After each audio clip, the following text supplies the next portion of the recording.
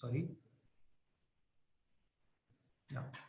So we discussed why firms diversify and what is the incentive to diversify, how diversification helps firms, why it's important, right? So let's move to the next part of our course, which is strategy formulation in acquisition and restructuring. All right. So again, let's come back to our overall strategy map. If you remember, we started with vision and mission. We looked at the external environment, the internal environment. Then we divided into strategy formulation and implementation. And so we've completed what we mean by corporate level strategy. Right. So today we'll look at the areas of mergers and acquisitions. We look at international strategies, and we'll see if we can finish cooperative strategy as well. So today my goal is to complete strategy formulation, so that in our last session next week we can complete strategy implementation as well. Yeah. All right. So let's get started on this. So these are the content areas that we'll be covering today. What is the reason for the popularity of acquisition strategies for firms competing in the global economy? Why firms use acquisition strategies? The 7 problem areas working against developing competitive advantage using an acquisition strategy. What are the attributes of effective acquisitions? What are the differences between restructuring strategy and other common forms? And what are the short and long-term outcomes of using different restructuring strategies? All right. So, any questions before we start this session? Anything that any of you would like to add? It's been a while since we met. Before we start, also, I'd like to add a quick reminder regarding the assignment. I believe the deadline for assignment 1 has already passed, and out of 24 participants, I only have 10 responses, which means that more than 50% of you haven't turned in the assignment 1, right? So about 14 of you haven't turned in assignment 1. Please make sure you do it soon. I cannot extend the deadline anymore. So if you send it to me this weekend, I will have a look at it. Yeah. And also assignment 2 has been uploaded. I don't know how many of you have had a chance to have a look at it. Have any of you seen assignment number 2? Yes, sir. Till 18th, right? Yeah, that's right. All right. So not just the deadline. Have you seen the assignment itself, the questions and? Yes, sir. It is regarding the watch azimuth only, and Yeah. regarding that new subject, it is different. Some HRBV, some. So I have attached a Harvard Business Review article, very interesting on how competition works. So I would like each of you to study that article, read and understand it carefully, and use that to answer the questions related to our case, the case of the watch manufacturer, right? So any questions regarding the assignments? I know few of you made requests for extension of the deadline. Those of you who had a valid reason, I've extended. But now I felt that if I'm going to extend for some of you, I should extend for all of you. So hopefully this weekend, that is by end of tomorrow, I would like all of you to finish submitting assignment 1 and start working on assignment 2. Assignment 2 deadline would be the 18th. All right. I will not accept beyond the 18th unless there is a serious reason. All right. Okay. So let's get started on today's session.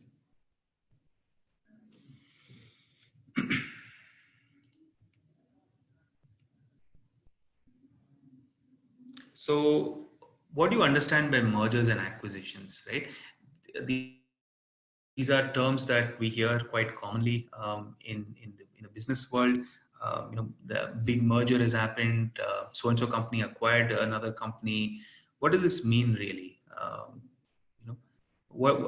I'd like to hear from you what you understand by a merger, what you understand by acquisition. Before we dive deep into today's topic, uh, what is your understanding of these terms? Any of you?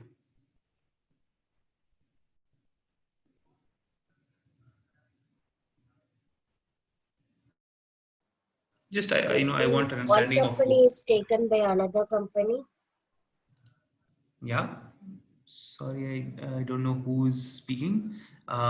So can you just announce your name before you speak so that I don't have to keep opening this participant window. Hello, can you hear me, sir? Yeah. So please announce your name and then you can make your comment. I'm Lakshmi Priya. Yeah. Morning, Lakshmi. Yeah, tell me, please. It's like one company taking over the other company. Okay. Good explanation of that.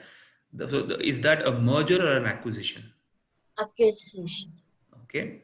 Um, can anyone tell me what you understand by merger? Sir, this is Amit speaking. Yeah. Morning, Amit. Tell me, please. Good morning.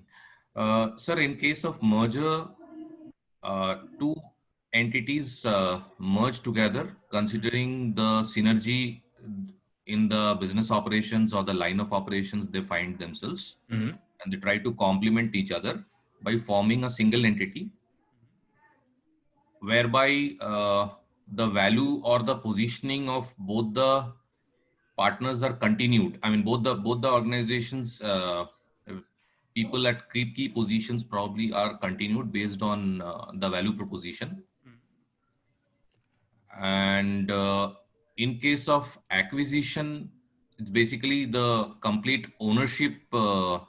It's like a buyout, Mm-hmm. whereby the continuation of the older entity, means the organization which is acquired, Mm-hmm. whether the key positions would be withheld by them is not sure. It is the call of the entity which is taking over, means acquiring. Great. So great. So thank you for that, Amit. So looks like many of you have, if not most of you, have a good understanding or at least of the basics of how mergers and acquisitions, of what mergers and acquisitions are, right? Sir, I would like to add one more point on that, like an Please, example for that. This is Girishankar. morning, Girish. Yeah. Tell me, please. So, like recently, like CSC company bought HP's almost like the service-oriented task. So after merging of these two companies, the company name has been changed into an entirely new one as DXC. So we can take an example for merger in this one. Great, good example.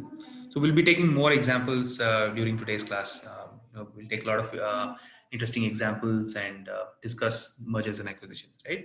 So tends to Uh, be I, anyone else? yeah, Jaideep here. I wanted to clarify one doubt. Like Yeah. mergers is like two equivalent entities becoming one, and Hmm. and acquisition is a bigger entity taking over smaller entity. Um, at the basic level, yes, but there could be some exceptions as well. So we'll discuss all of those during today's class. Okay, sir. Yeah. Okay, so mergers and acquisitions have been a part of a strategy for quite a few years now. Firms use this to enhance their competitive position in the market. They can be used because of uncertainty in the competitive landscape, right? So currently, you know what uncertainties are there for each industry, right? So increase in market power because of competitive threat.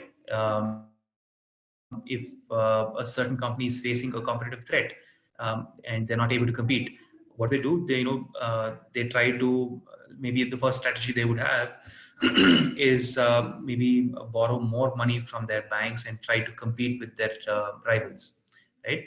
But soon they may reach a point where it's no longer possible to compete with their rivals. So one of three things can happen. Okay, so what are these three things? They can merge with another company. Okay, so if all of you are familiar with the saying, if you can't beat them, join them, right? So they may merge with their immediate rivals. They may merge with they may be taken over by their immediate rivals. They may merge with another company, in the same industry, and become sort of a stronger competitor. Or they may buy another industry, a smaller company, to give them the competitive advantage that they need. Okay. So, okay, let's take an industry and an example, an industry and an organization. If one of you can give an example.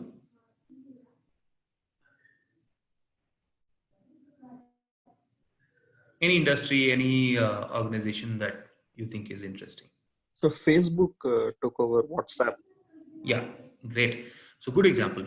So what was happening with Facebook is that they were in the social media industry, right?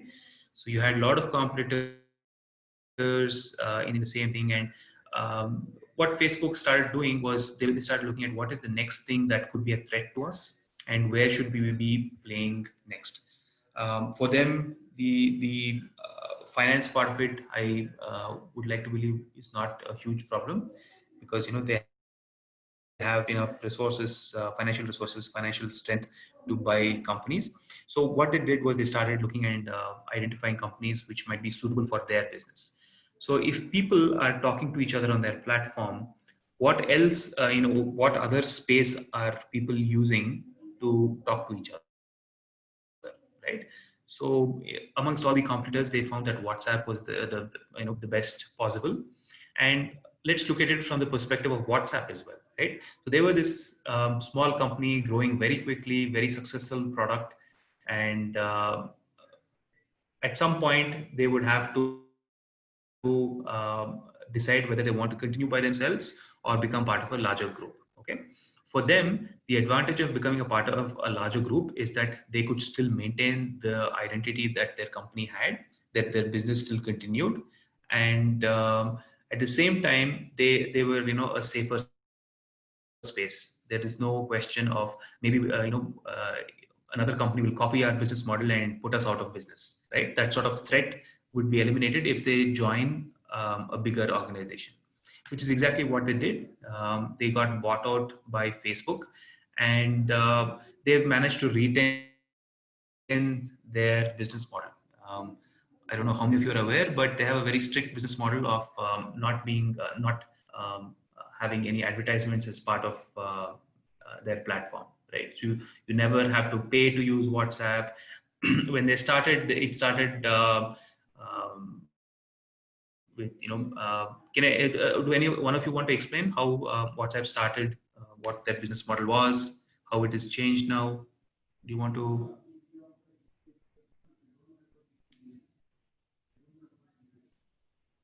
Anyone?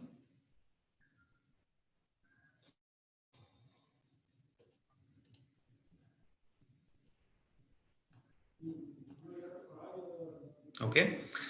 So the way WhatsApp started was they had the first 1 year of usage free, and after that you would have to pay a small amount to continue using their service, right? Slowly that went away. Now anyone can download WhatsApp and they can use it indefinitely. Um, Jaideep, what do you mean by in 2009 by Yahoo employees? Like one two former employees of Yahoo, they were in like South America.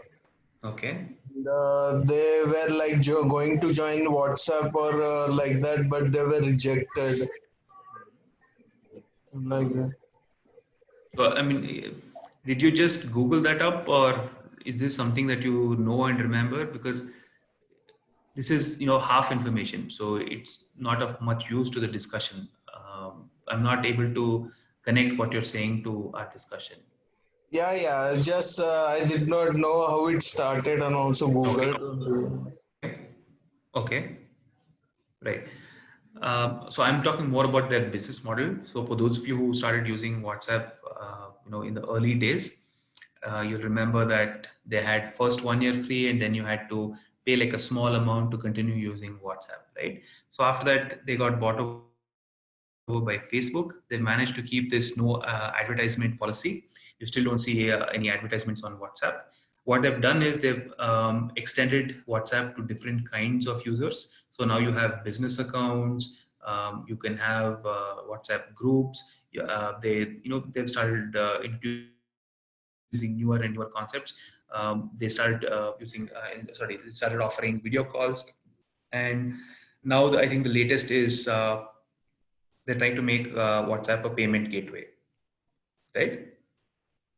Have any of you read anything about WhatsApp becoming a payment gateway? Yeah, it is similar like Paytm and all. We can Yeah, transfer money. yeah, right. So again, they're innovating, and the reason they've been able to survive is because they made a smart decision to become part of Facebook, right? It was only a matter of time before they got acquired by a large company. What is the advantage for Facebook in picking up WhatsApp? They've already established a good user base, so Facebook has access to that user base as well, correct? Um, can you name another famous platform that was acquired by Facebook? Instagram. Yeah, exactly. So Instagram, if you look at it, was very similar to Facebook, right? They were much smaller, but they were very similar to Facebook. But it had limited functionality, right? So at the outset, it wouldn't make sense for Facebook to acquire Instagram because they're a small competitor. Facebook has a majority market share. But if you dig one level deeper, Facebook was an emerging platform. It was being, the companies, they always look at what is the rate of adoption, what is the rate at which new users are being added. So for Facebook, they had been around for quite a while, and the rate at which they were adding new users was sort of slowing down, and the rate at which they were losing their existing users was sort of accelerating.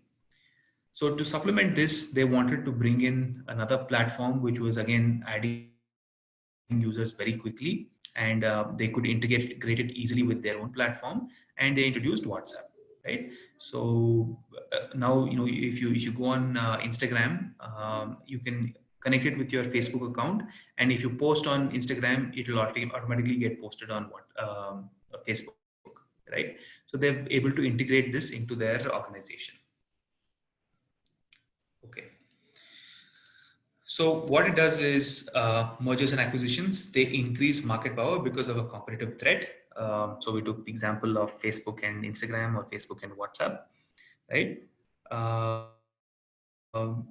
They spread the risk due to uncertain environments. They shift the core business into different markets, right? Um, so according to you, who else be acquired, could acquire Instagram?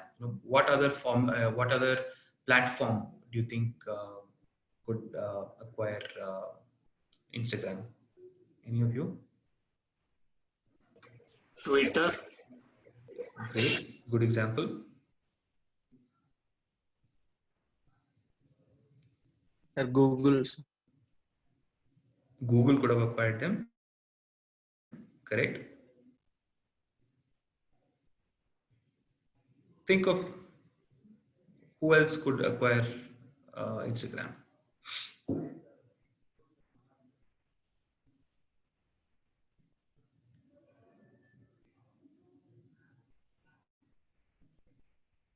What about a company like Amazon? Do you think it would make sense for them to acquire Instagram?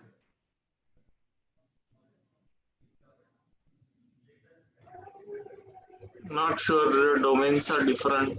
Okay, so we have, sorry, I don't know who made that comment. Jaideep? Yes, sir. Okay. Anyone who says it would have made sense for Instagram to be acquired by Amazon?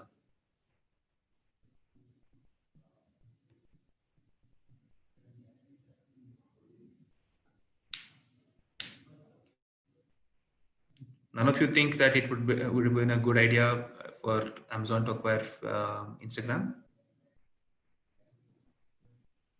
Yes, sir. Normally, such big companies make entry Hmm. by doing those buyouts of Hmm. any famous platform. So, Rajesh, what do you think the advantages would be for Amazon if they acquired Instagram? I think they can start advertising their products. Like they can bring in a new a new platform within Instagram for advertisements. Like they can do buying and selling within Instagram.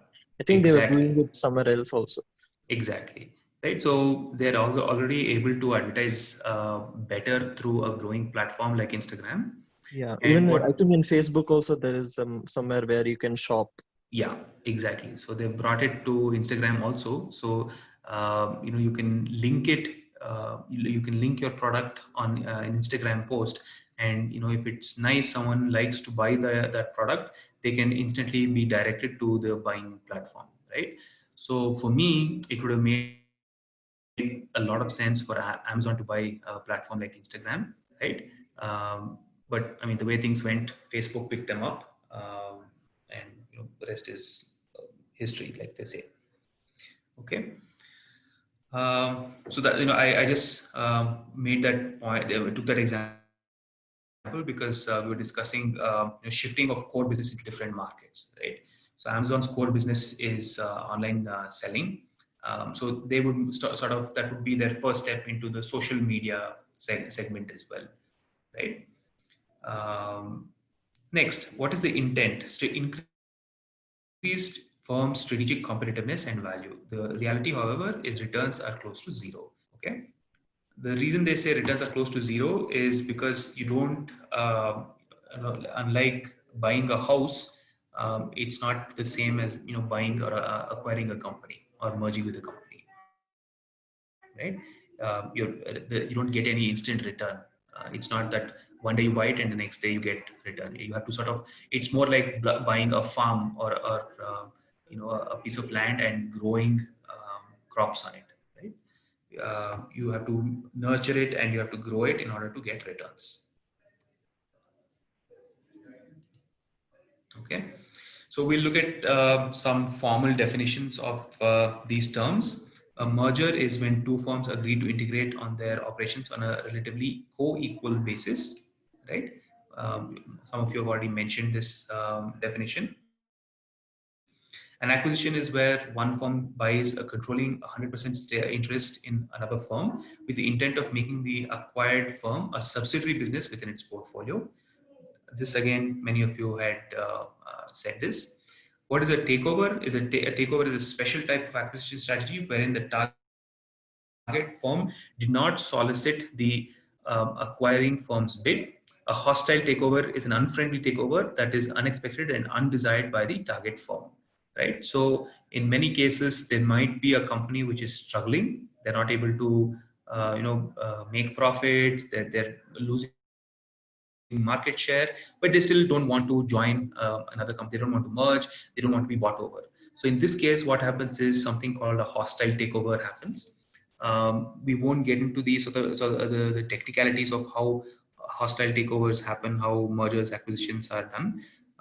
That's a very specialized area, and we can make that a course in itself. Mergers and acquisitions, the financial aspect of it, how a company is valued. Have you covered part of that in any of your finance courses? Mergers and acquisitions.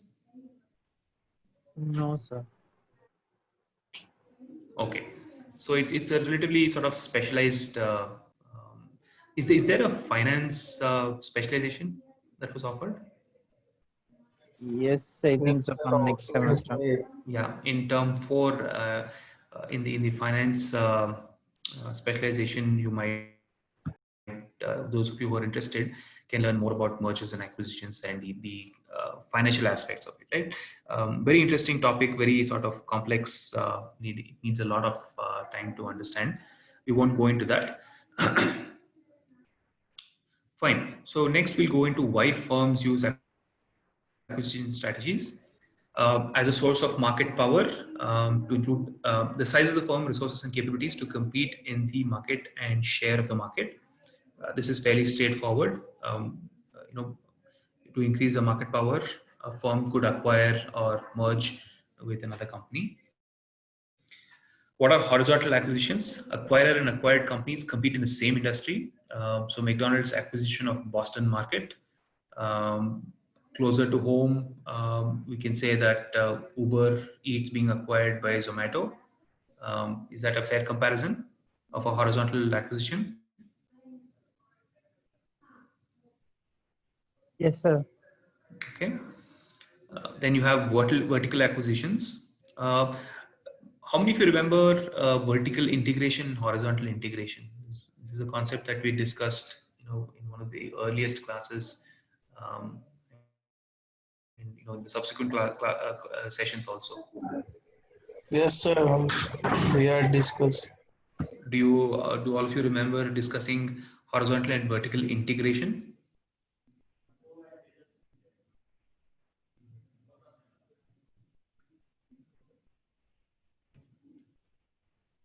Any of you?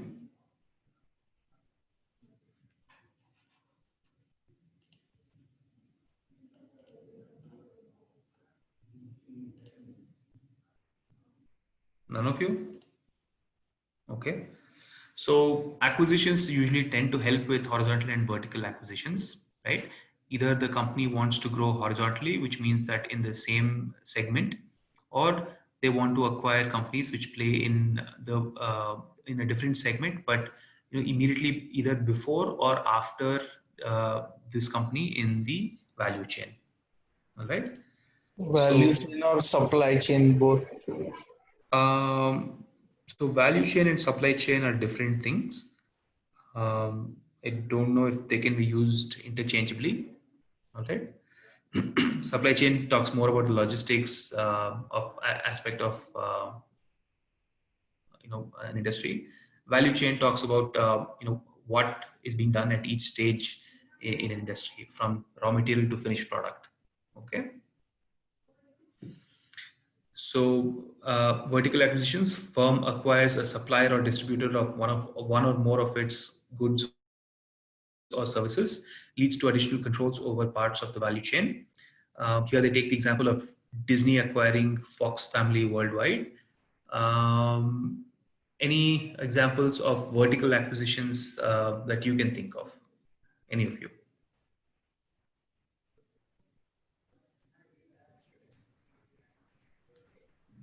Maybe like car, automobiles, acquiring the retail shops, and where they sell the cars in cities, metros. Okay, that's good. I'd Sir, like can more we of say you to give Facebook your and what's? Sorry, sir. sorry, Girish, just give me a second. I'd like more of you to, become involved in the class.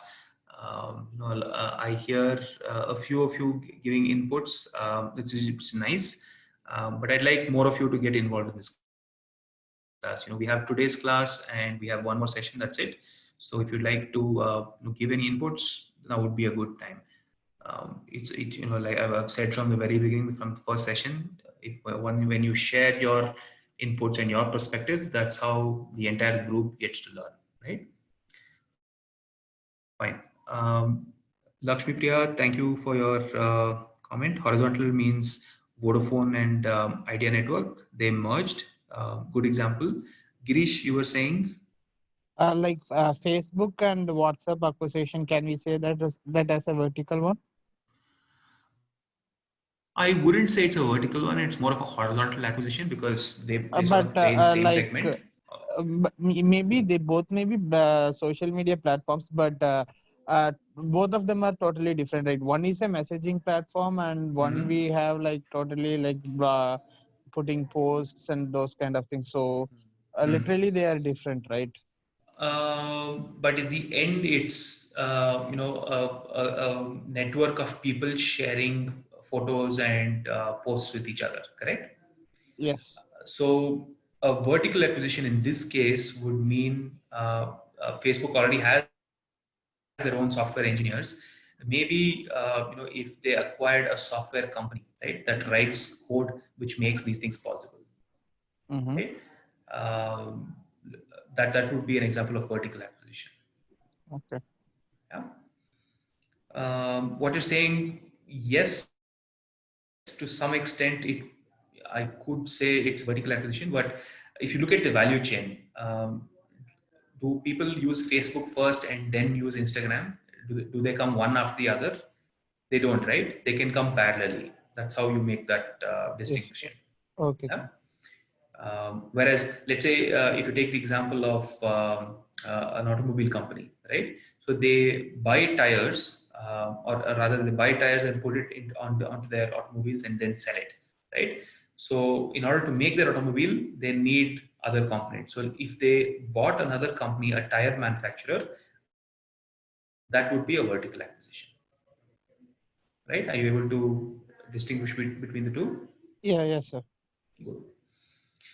Right? And then we have related acquisitions. Firm acquires another company in a highly related industry. So, um, let's say Pizza Hut, right? They acquired a small beverage company, okay? Or let's say Coca-Cola acquired a small restaurant business, right? That would be related acquisition because they're all in the food and beverage segment, okay? Or let's say Britannia acquired a company that makes fruit juices like sorry, what's that paper boat? Yeah, that's the example that I was thinking about, right? So if Britannia acquires paper boat, right, that would be related acquisition. Okay, all right, so let's move ahead. Acquisitions can also be used for overcoming entry barriers. Okay, so let's say you require a certain technology to enter to enter a certain segment, to enter a certain industry. If you don't have that technology, the easiest thing to do would be to acquire a company that already has this technology, right? And use that technology, and automatically then the entry barrier is removed, right? Because the company becomes part of your company, and you can use that technology to play in that new industry. Okay, any examples for this that you can think of?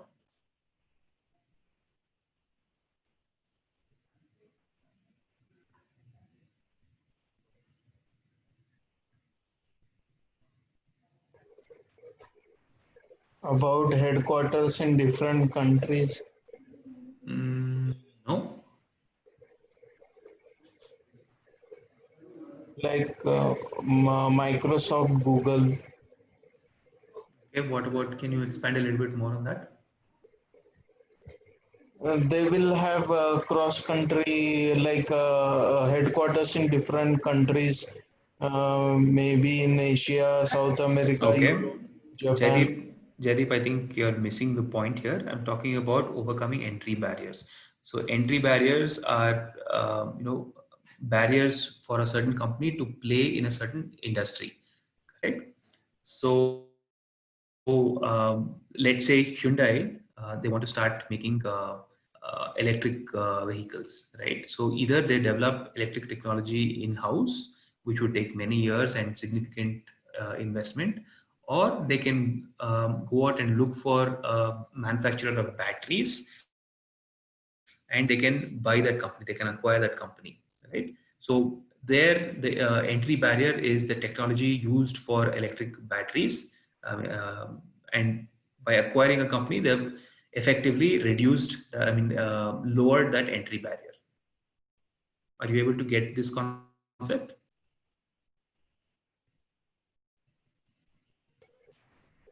Is it like that the electric battery company is actually in another country, but Jaideep, we're not talking about countries at all, right? So they could be in the same country, they could be in the same city, they could be on different continents. It won't matter, right? I'm talking about the technology. Are you familiar with the concept of entry barriers? yes, entry like introducing in another country market like that barriers. So entry barrier, okay. So entry barrier can also be because one company is not able to operate in a different country, right? I completely agree with that. But is that the only kind of entry barrier? So we have a comment from Amit which says who says Reva acquired by Mahindra to enter electric vehicles. This is exactly the kind of example that I was talking about, right? So Mahindra either can develop their electric technology in-house, or they can go out and acquire a company which is already operating in that segment and use that to enter the electric vehicle space. Amit, can you explain that a little bit more? Maybe you can explain it better. So basically, like Reva already worked on that particular technology for a long time. Yeah. They went through that graph of developing it, Yeah. but then again, maybe they were missing out on that, the mass infusion of money or the muscle power Yeah. to reach out to the major mass. Exactly. Where Mahindra had their huge amount of flexed muscle network completely to, and as well as the backup for further level of research for fine tuning or optimizing the cost aspect. Okay. So Mahindra's So brand name for and network. so Amit, for Mahindra, what was the entry barrier for playing in this electric vehicle space? So Mahindra already had the network. It was like a kind of a zero gestation period of getting into the market. Correct, but what was their entry barrier? What was stopping them from playing in the For electric? any new technology oriented product to come in, there is a Hmm? gestation period. Hmm? They had to work in their labs with their, so there will be a time frame by which they can Exactly. enter into that particular domain. Exactly. Right, I mean, it and cannot be just bought out just like that. One day activity. correct. So how did they overcome that barrier? So they got the entire technology framework from Riva. Correct. So they went out and they bought a company, made it part of their group, and now effectively they had access to that technology. Do you agree? Yes. Great. All right. Jaideep, was that example helpful? Yes, sir. Good. Okay. Sir, I have another example of Google acquiring Android. Back then, Android was a small company. Then Mm-hmm. Google was a search engine, and Mm-hmm. they acquired Android and entered the mobile operating system market. Great example. Great example, Rajesh. Thank you, sir. Yeah. Okay. So cost of new product development and increased speed to market. We saw this in the example of Mahindra that Amit just gave us. Lower risk compared to developing new products. We saw this also in the example that Rajesh gave us, Google acquiring Android.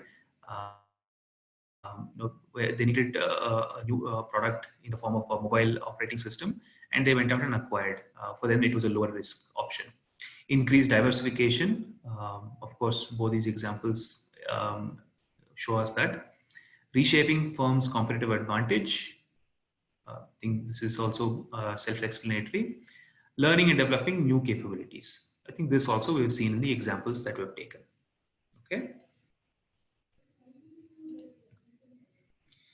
So this is just a pictorial representation of what we just spoke about, reasons for acquisition and what are the problems in achieving success.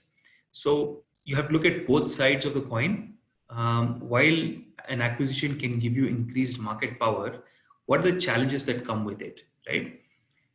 Integration difficulties. So integrating a new company into an existing company, there could be differences in working styles. There could be differences in how they approach technology. There could be differences in the locations. Sometimes just acquiring a company in a different time zone can be a challenge. As part of the HR course that Captain Nagaraj teaches, did he give you the example of a beer company that was acquired in Australia? Has he spoken about that?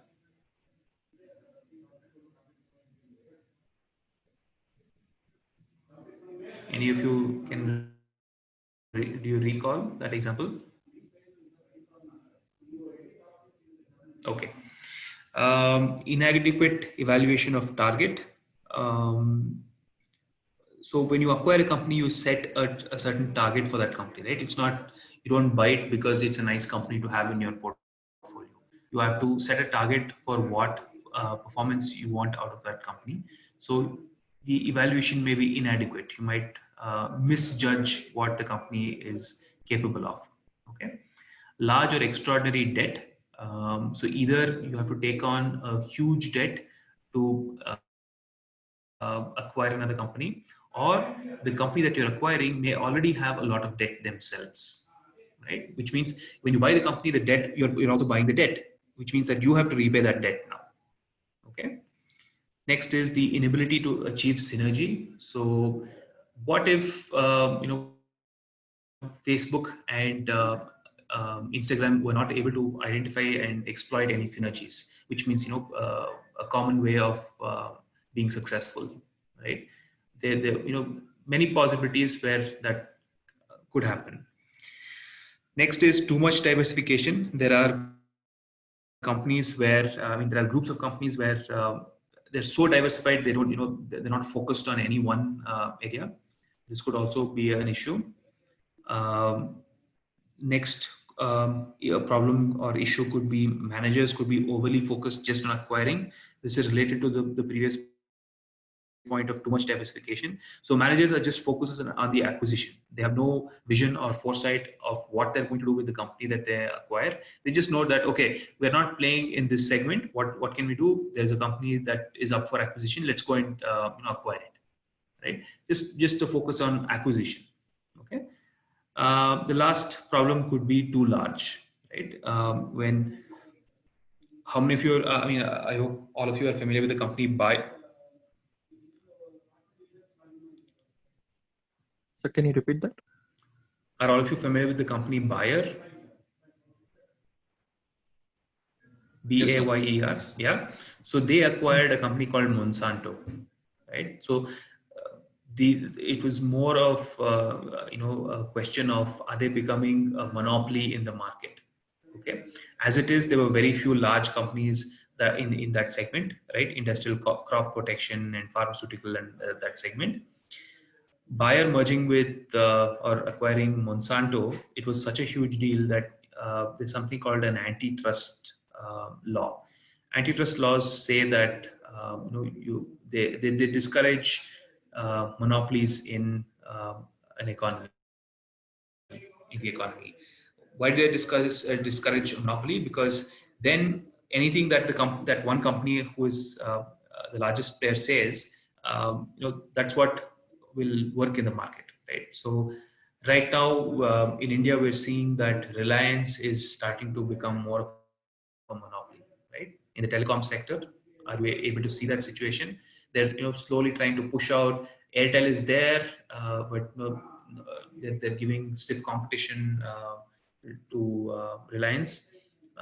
There's Vodafone and Idea. They had to merge, otherwise both companies were not able to manage and compete with Reliance, right?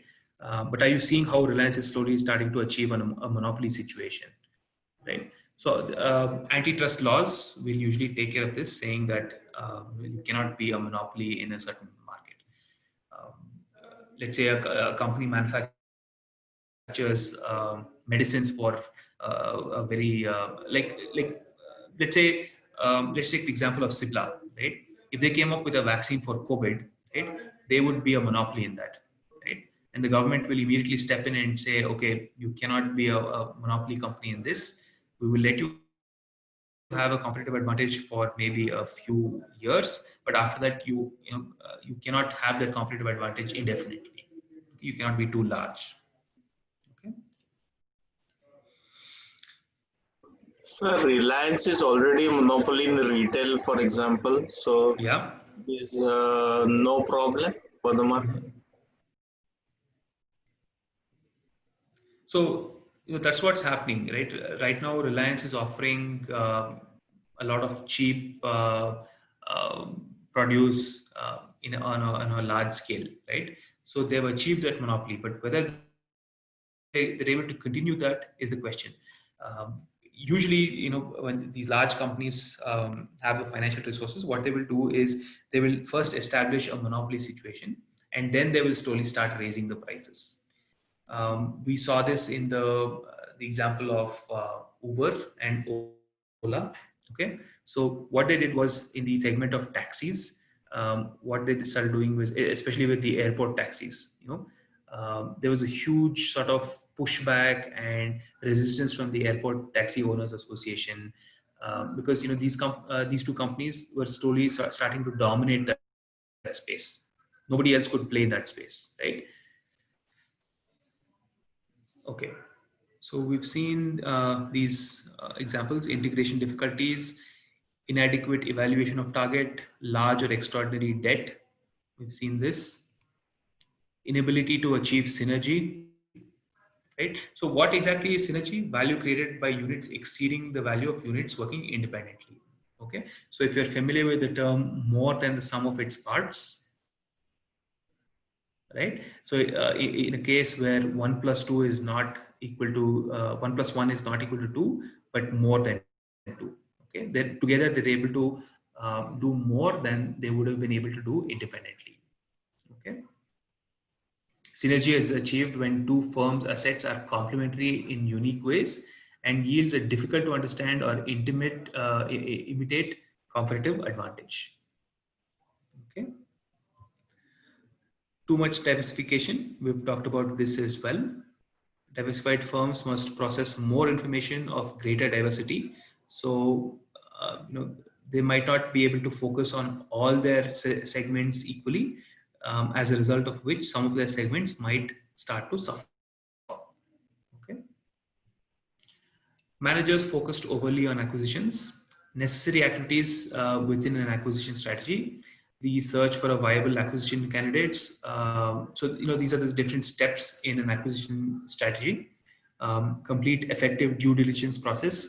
Due diligence is the process by which a company evaluates the company that it wants to acquire, whether it's valued at what they say it's valued, what is the debt that they have, what is the potential business it can generate in the coming few years, what is the employee strength, what is the kind of patents they hold.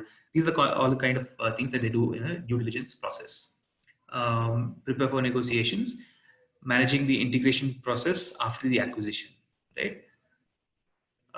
So if you put all your focus on acquiring a certain company, or if your focus is only on acquisition, the core activities tends to suffer.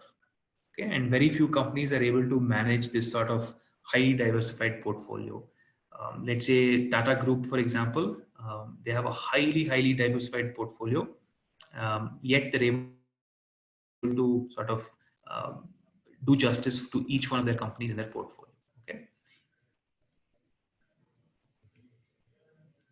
Too large. Yeah, of course, if you have a company that is too large to manage, then you're not able to make each one of those businesses profitable. Plus, to run each business, you have associated costs.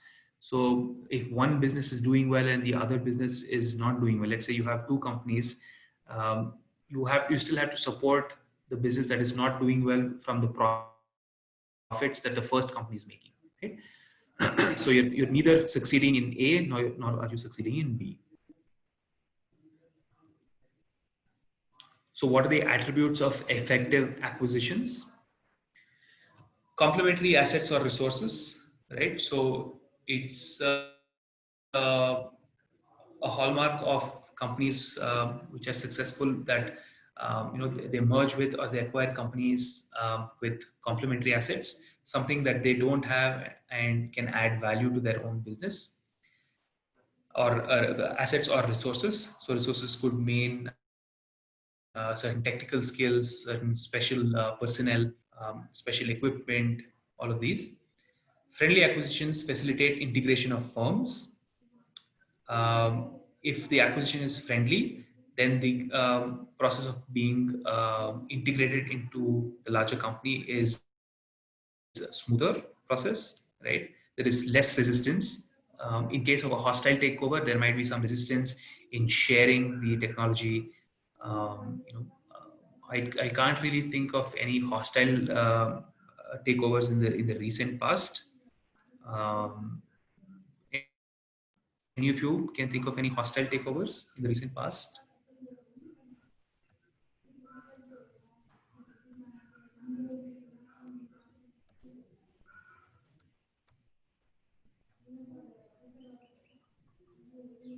Any of you?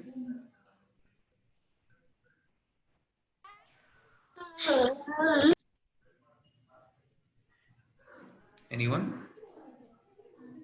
There was a chat. Mindtree takeover of L&T. Amit, can you explain that, please? Yeah, sir, because I think it was not very smooth enough because the Mindtree promoters majorly were, I mean, the group of promoters majorly were not in favor of takeover by any other entity. So there were, I think, group conflicts, but finally, again, L&T finally took over the ownership of Mindtree. So I felt that it might have been a hostile takeover with a lot of conflicts. So what do you think would be the issues of for hostile takeover?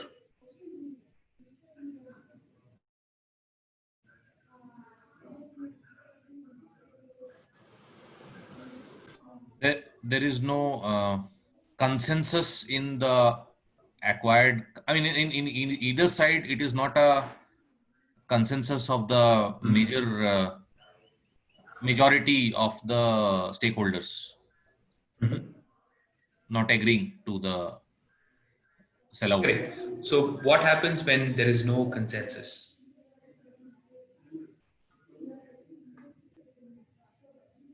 Do you think people would be motivated to work in a company where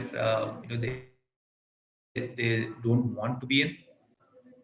Do you think they would be motivated to sort of innovate and make the company successful? They wouldn't, right?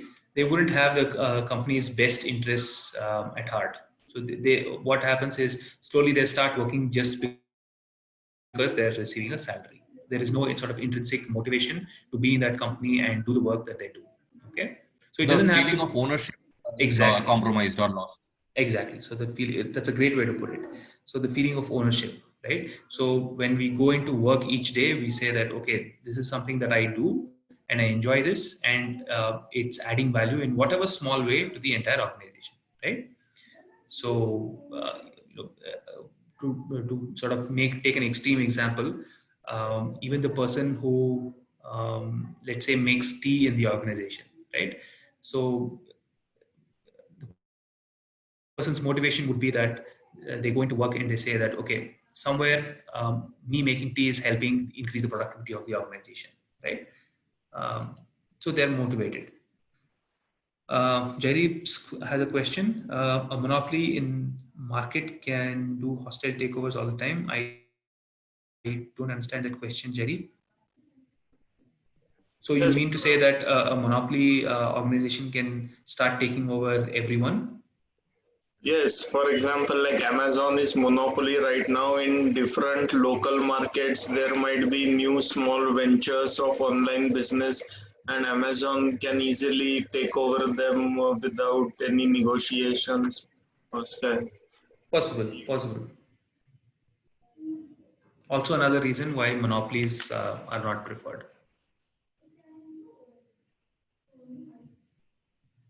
Okay, fine. Okay, so we were talking about effective acquisitions. So effective due diligence process, we talked about that. Financial slack. Anyone who understands this term, financial slack? Those of you who have worked in project management will be familiar with the term slack. Any one of you want to explain this concept of financial slack?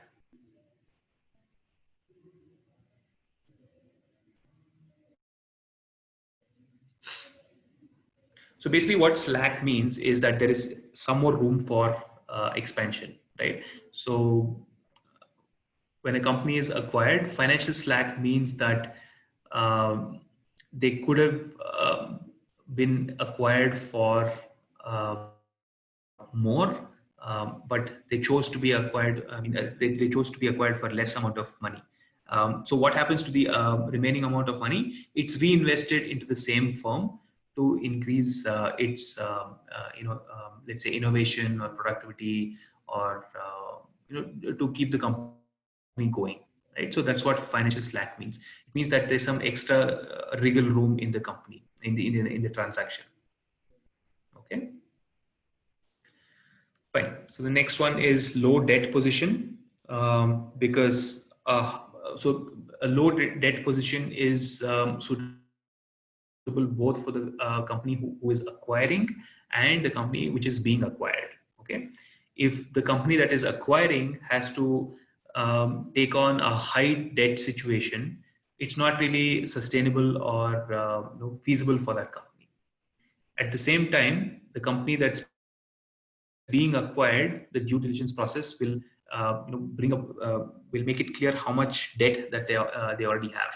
Right? If they have a lot of debt, like I said before, it won't make sense for the company to acquire such a company, because you will end up paying that debt. Okay, it's like marrying someone and then expecting to pay off their debts. Not a really nice. I'm not trying to compare marriage to acquisition, but just to give an example. Okay.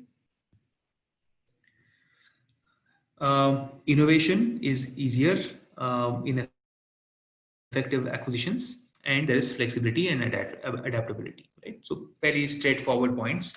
I hope nothing complicated in these examples. Next, we look at restructuring strategy. So what happens when a company is acquired, right? So commonly heard term called restructuring. So what is restructuring? Firm changes set of businesses or financial structure. So when a company is acquired, they may have to let go of a few employees, right? Because the company that's being acquired, they're expected to generate some amount of profit. How do you maximize that profit? You reduce the number of people, and whatever people are remaining, you expect them to do more. Okay, a lot of us are seeing this situation in our day-to-day lives. Many of our companies, for my own organization, to take an example, has let go of the low performers, right? And because of that, the staff that remain are taking on more amount of work. Okay, so some sort of restructuring. What are the different kinds of restructuring? You can downsize, which means cut the number of employees. You can downscope. Downscope is another way of restructuring, where the number of activities or the scope of activities is reduced. Okay, so that also sort of reduces the expense of the cost of running that company. You're downscoping the activities, right? What are the three restructuring? The third one, leveraged buyouts. One party buys all of the firm's assets in order to take the firm private or no longer trade the firm's shares publicly. I don't want to go into a lot of these details. These start to border on the financial aspect of buyouts. Okay, I think I will skip this slide because it's this is not really relevant to core strategy, right? So this is more advanced sort of financial aspect of what acquisitions mean. So next we'll come to what are the outcomes of restructuring. So the short-term outcomes could be the costs. Obviously, your labor and your debt costs come down if you restructure the company that you acquire, and emphasis on strategic controls. You have more control over the organization, right? So these are these short-term examples, short-term outcomes. The long-term outcomes could be the loss of human capital. You could be losing a lot of good people, right? You could be losing, just because you have to downsize or downscope, you might be losing a lot of good engineers or good accountants. The performance could be lower in the long term, or it could be higher. You can't really predict what the outcome could be. But basically you are increasing your risk by restructuring a company, right? You are going into sort of unknown territory. You are operating outside of what is commonly normal in that organization, which means you're increasing your risk. Okay, let's look at restructuring and outcomes. So first is downsizing. Short-term outcome could be reduced labor, which could lead to loss of human capital or lower performance. Downscoping could reduce the debt and give you more strategic control over the company that you're acquiring, but it will also give you higher performance in the long term, right? A leveraged buyout, we won't go into this. Again, slightly more part of the finance, but leveraged buyouts will give you higher strategic control, but also it will give you a higher debt component, right? By which you're increasing your risk. I don't want to sort of leave this concept hanging, so I will just explain what leveraging is. So when you're leveraging, you know, a leverage buyout is basically you're using your assets as collateral to get a loan to buy the company to acquire a company, right? So you're leveraging the assets that you already have. Okay, so it's to give you a very simple example, you're using your house as collateral to buy a car. Okay, so would you use your house? So let's say your house is valued at let's say 40 lakhs. Okay, so you're able to get loan up to let's say 35 lakhs. Okay, would you buy a car that is 35 lakhs with that money? Does that make sense to anyone? Would anyone do that? That's the simplest way I can explain a leveraged buyout, right? If you want to buy a new car, you use your um, house as a collateral and you take a loan. Let's say your house is valued at 40 lakhs. You can get a loan of up to 35 lakhs. Now, when you're choosing which car to buy, will you choose a car which is 35 lakhs? Or would you choose a car which is more maybe 10 to 15 lakhs max?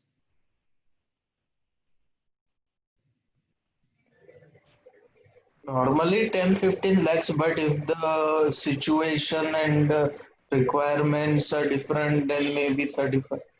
Definitely, right? So let's say you have a farm and you need to buy a new tractor, right? So in that case, yes, because the tractor will help you generate income. Definitely, you will invest what is required. Okay. So there are exceptions. You're right, Jaideep. But again, you're increasing your debt with a leveraged buyout, and you're increasing your risk because again, like in the example of using your farm as collateral to buy a tractor, there is no guarantee that the crop will be good next year. The prices will remain stable. A lot of variables, right?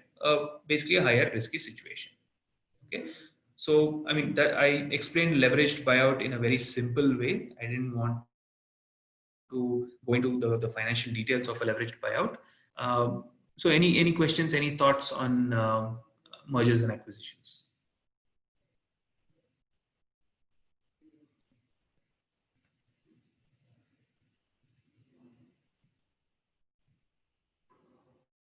Any of you?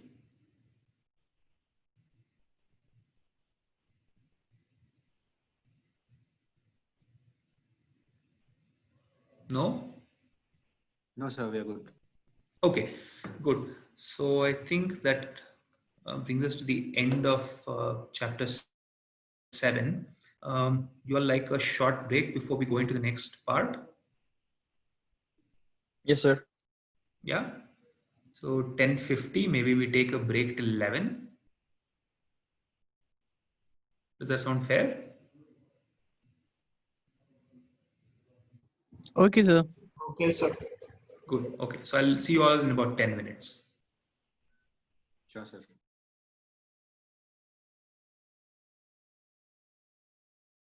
Again. Okay, sir. Okay. So we're still in the strategy formulation part. Okay. So we just finished the mergers and acquisitions section of the strategy formulation. Next, we'll look at international strategy, and hopefully we'll try to cover some amount of cooperative strategy. Okay.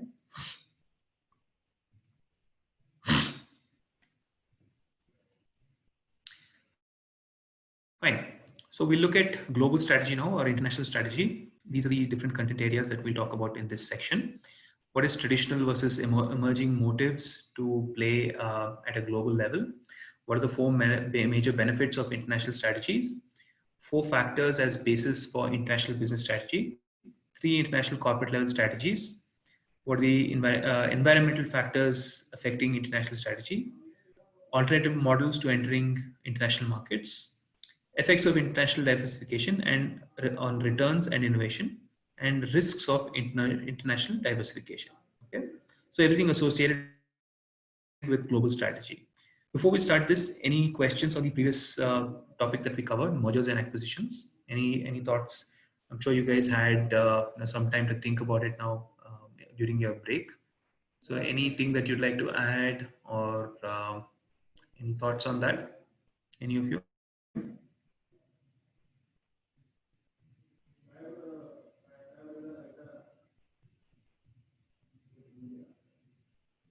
No one?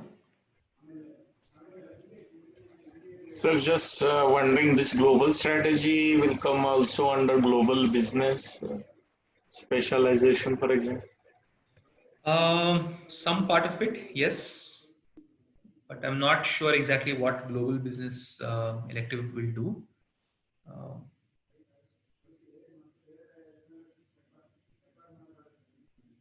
but I imagine some part of global strategy also will be included there. Any other questions on mergers and acquisitions before we start?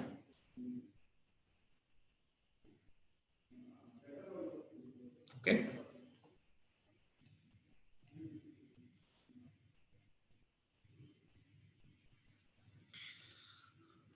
Okay. Foreign firms entering China and Chinese firms going global. Okay. When we talk about international strategy, China is one of the first countries that we think about when we talk about international companies, right? Although many companies like Google and Facebook come into our mind, more and more Chinese companies you know, impact our lives and supply products that are needed for our life every day, right? Whether we know it or not. Starting from maybe the raw materials used for, let's say, our soaps, to let's say the chemicals used in our daily lives. The raw materials required for that, the components that go into our automobiles, the food that we eat, right? So China is a dominant force in the global economy. Okay. Um, why do foreign firms buy from Chinese companies? Because of a cost advantage. Okay. Foreign firms manufacture in China for cost savings. This is especially true in the case of the automotive industry. Um, Also true in many other cases, but automotive industry is one of the bigger examples that we see. I won't go into details of which companies exactly. The other area where Chinese companies are dominant is electronics. Right, they become a global manufacturing hub for electronics, not just portable electronics, but things like TVs and computers. They become the manufacturing hub. Right. So, what do you think is the reason is for this situation? Why do you think that could have happened? Where do you think it started? Um, I'd like to hear from your perspective. What um, you think of this? I'll be glad if others can get involved in the discussion as well. I've only heard few names today, few speaking. The others as well. Anil, Arpita, Deepashri, Rajeshwari, Ramya, Swati. I'd like to hear from you as well.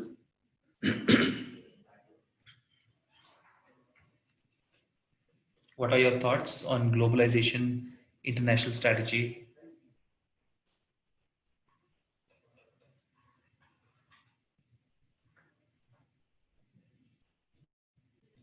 You don't have to worry about being right or wrong. I just want to know your perspective. Don't worry that, someone might think that what you said was stupid or not relevant. I just want your perspective.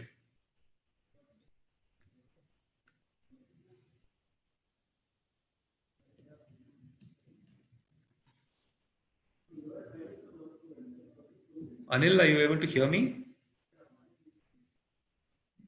Because some of you have not heard your voice during this entire course, right? So today we're in the 5th session. So we finished 4 sessions each, 3 hours each. So for 12 hours, you haven't spoken in this class. So Arpita, Anil, I really would like to see you participate more. I hope all of you are able to hear me. Yes, sir, we can. Yeah.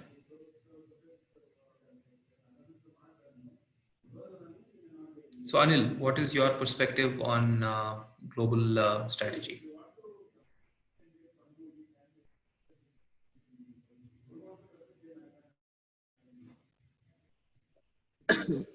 Sir, global strategy, when it comes, each country has its own advantages and disadvantages. When if you look at Chinese market, it's more cost effective when it comes to their internal manufacturing. So it actually comes in much cheaper when compared to like firms manufacturing by themselves. So Okay. that's one of the reasons where they opt for vendor based rather than self manufacturing.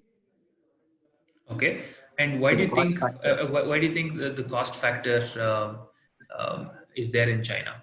Why do you think they're able to Chinese manufacture at a lower Chinese cost? market is known for large scale manufacturing and Okay. Okay. So so just hang on. So one is scale, right? We talked yes, about economies of scale. Okay. Are you able to connect that concept here? yes, sir. Okay. What else? Resource availabilities. Okay. What about resource availability? mm, can't think of anything else, sir. Okay. No. What about resource availability? With Chinese market with that level of population, it is easier for them to get anything up and running much quicker when compared to things. Even if it's a new entrant in a market, if they're looking for something new into it, uh, the country is known for getting it up and running much quicker. So just to give an example for even the branded ones like Apple phones, for example, Mm-hmm. the designing and everything happens in America, but the large scale production of it, end-to-end production majorly used to happen in Chinese market back then. Great. Great inputs, Anil. So this is exactly the kind of participation that I want from all of you, right? So you guys have great inputs. You have great insights into the economy. Uh, I really like to bring out your perspective as well, right? So this is the kind of critical thinking that I really want to encourage as part of this course. I don't want you to just sit and listen to what I'm saying and accept that as the truth, right? I might not always be right. I might not always give you the right perspective. When you come up and share, it gives everyone a chance to understand your perspective, and maybe someone would benefit from your perspective, and they'll listen to what you have to say and say, okay, that's a new way of thinking about this point, and I hadn't really thought of this aspect as well at all, right? So that's the reason I like to encourage this sort of interaction in the class. So thank you, Anil. That was great inputs. Okay. So many firms choose direct investment in assets over indirect investment because it's provides better protection for assets. Okay, simply because if your assets are directly under your control, if your, let's say, your machines or software is directly under your control, then it's easier for you to decrease the risk factor, right? You don't have to wonder what will happen to your machines. Will they be available next week or next month or next year, right? So you're reducing your risk. Okay, so let's look at this a little bit deeper. Opportunities and outcomes of international strategy. Um, what are the different kinds of international opportunities available? Increased market size, return on investment, economies of scale and learning, location advantages. What are the resources and capabilities that are required? International business level strategy. So you have to think of domestic, multi-domestic strategy, global strategy, and transnational strategy. What about core competence? You can have one core competence or maximum two core competences, but with an international strategies, you may have to deal with multiple core competencies. You have to think of exporting, licensing, strategic alliances, acquisitions, and a new wholly owned subsidiary. Also, you have to deal with management problems and risk, and what will that give result to? Better performance and hopefully innovation. Okay, so these are the kind of topics that we'll talk about in this section.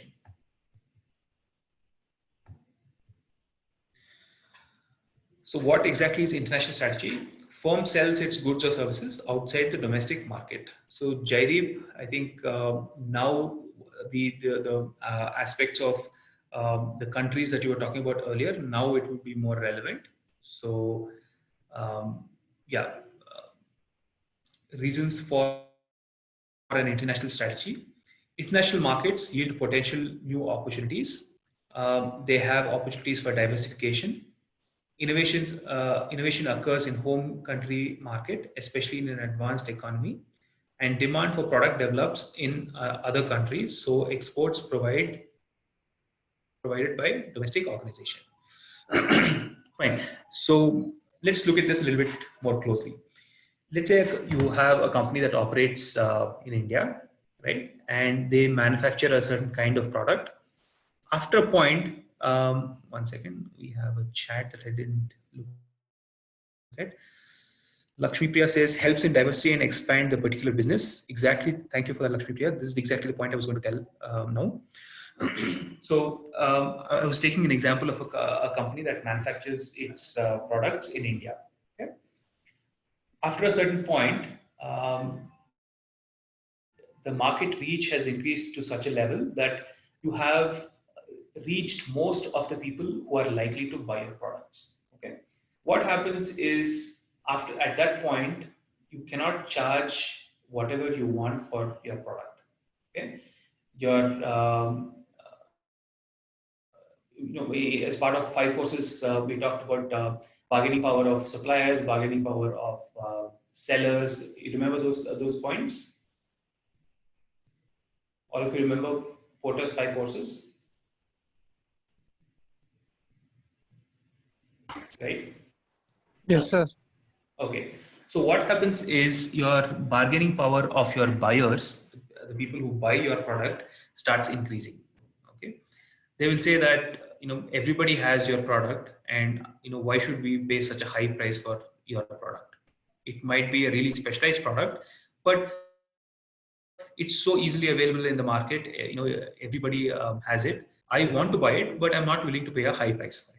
Okay, so the bargaining power of your buyers starts increasing. Okay. Any examples that you can think of such an example?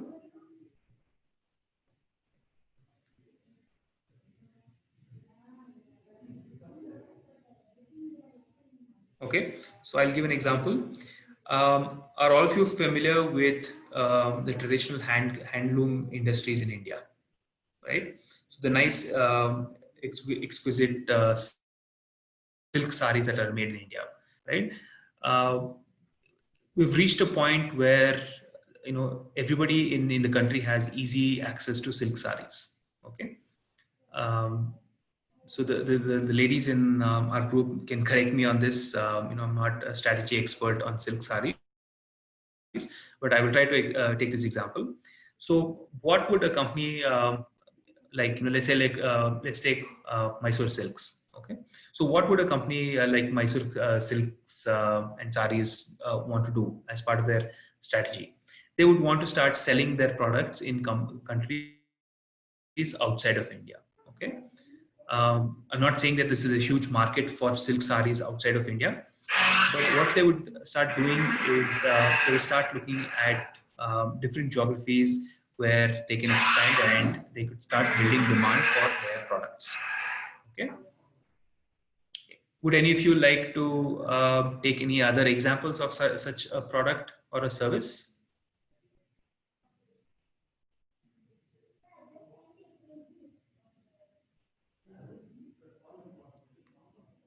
Doesn't have to be a product that's made in India, sold outside, or made in China, sold outside. Just think of I want examples of international strategy.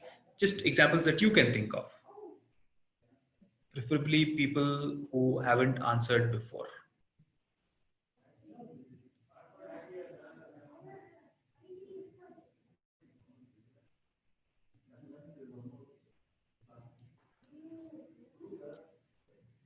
Anyone? Sir, like automobiles, like high-end cars selling apart from their home things, like importing from other countries. That's good, Giri. What else? Let's take some more interesting examples. We talk a lot. We take quite a few examples of cars and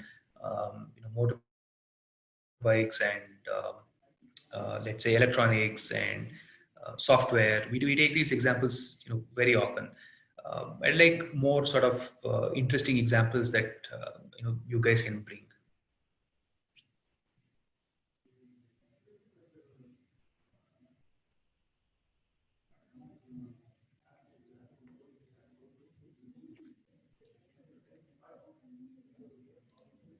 Some of the other participants, please. Swati, Rajeshwari,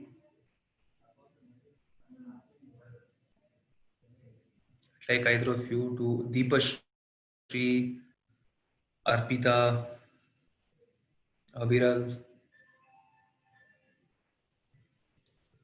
I haven't heard you guys speak much, interact much in the class. I'd like your perspectives as well. Just an example of international strategy.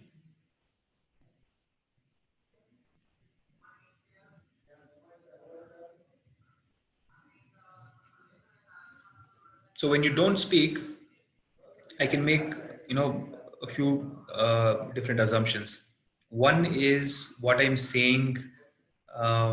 You're not able to understand what I'm saying, which would be a serious problem. Also, when you interact, it gives me a way of evaluating whether you've understood what I'm saying or not. Okay, so that is the first one. The second assumption I can make is that you already know this, and in which case you should be giving your inputs, right? If you already know this topic, then you should be giving your inputs. The third assumption I can make is you've switched on your computer and you've gone on and you're reading another book, or you're not in the room. So I don't know which one of these is true.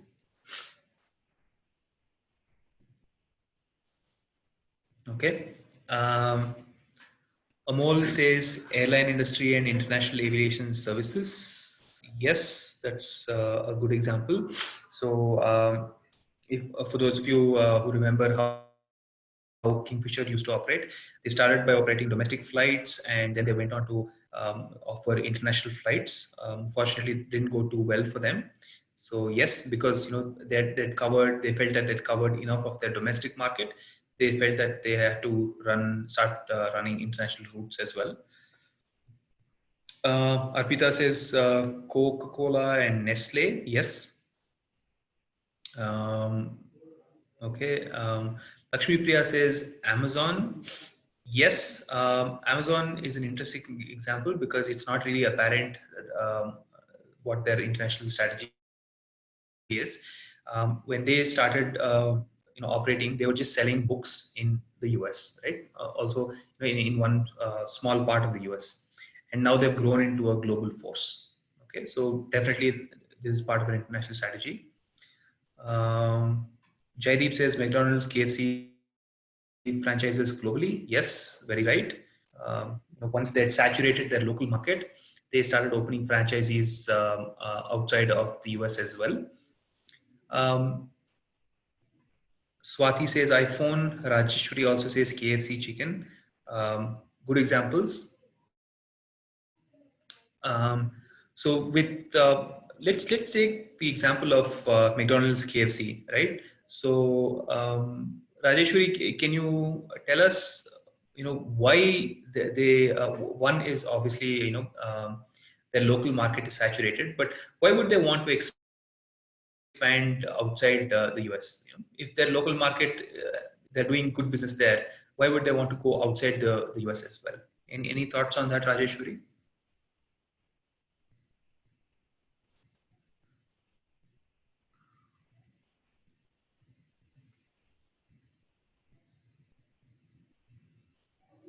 Have you considered, not just Rajeshwari, but have you all? Okay, Lakshmi Priya says market expansion. Yes. Amol says raise revenue. Yes, absolutely right. Um, Rajeshwari says it is used more on other people. So yes, you're on sort of the right track. I will complete what you said there. So there might be people who like these products outside of the US as well, right? So you have tourists who visit the US and they would have probably eaten at McDonald's or KFC, and they would have come back home and they would have told their friends and family, right? So this like really nice food. It's really tasty, and um, I would go there once a week or once a month if they came and opened stores here, right? So more and more of this started happening, and a demand started building up outside of the US, which is why sort of these chains moved out. And so that's one part. The second part is they could be expats, expatriates, American citizens who live outside, and they're used to consuming these products. And when they move to a new place, they don't have these products, right? So they have to manage with some sort of local substitute. So to cater to that sort of market segment as well, which is I think what Rajeshwari was saying. That's the reason that companies opt for an international strategy. So Jaideep says increasing revenue and satisfying demands in foreign markets too. Yes, you're right, Jaideep. Yeah. All right. So good inputs. Thank you for your inputs. Okay. So market reasons, these are the things that we talked about. Increased market size. Domestic market may lack the size to support efficient scale of manufacturing facilities. Return on investment. Large investment projects may require global markets to justify the capital outlays. So if you set up a large factory, you can manufacture a lot more than what the local demand is. Then companies will start exporting their products as well. So weak patent protection in some countries implies that firms should expand overseas rapidly in order to preempt imitators.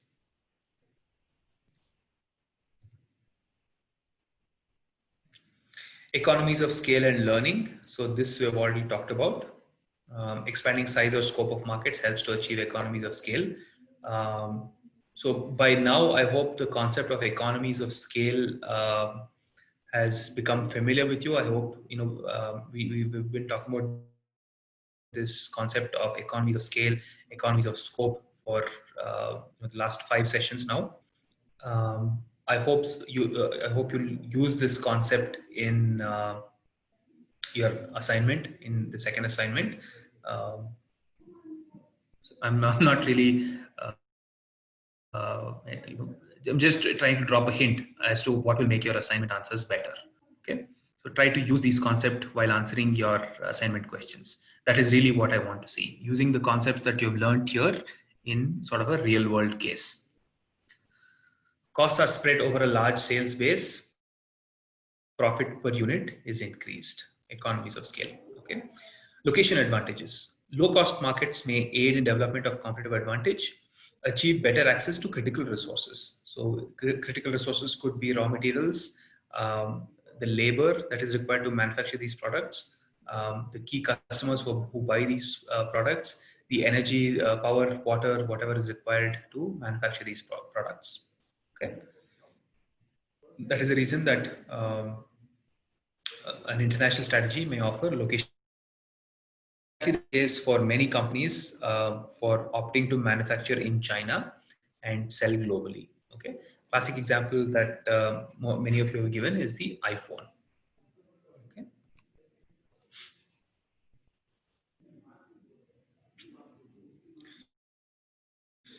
Okay. Firm choose one or both of two basic types of international strategy: business level and or corporate level strategy. International business level strategy follows generic strategies of cost leadership, differentiation, focused, or broad. International corporate level strategy,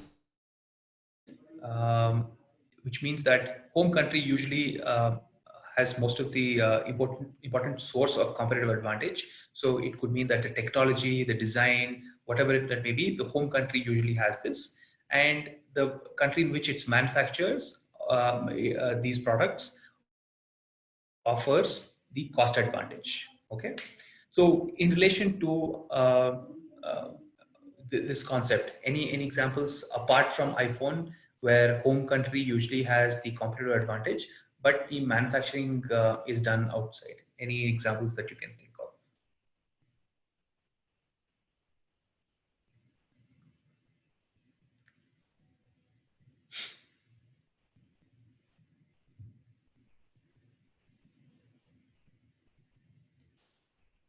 Any of you?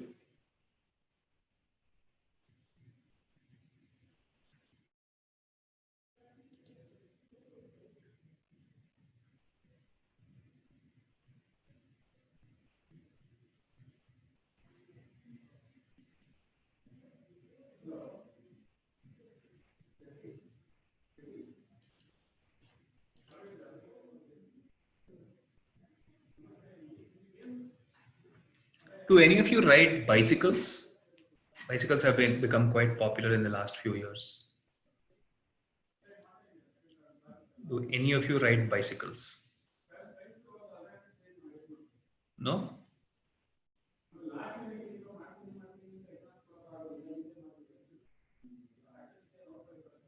So typically what's happening now is a lot of German cycling companies are manufacturing in China, and those products are being sold in India. Right? I know this because I ride a bicycle. So a lot of German brands, the design, the engineering, everything is done in Germany, but the bicycles themselves are manufactured in China and then sold not just in India, but also in the rest of Southeast Asia, so countries like Thailand and Malaysia and in Indonesia, these countries. Okay, so any other examples from any of you?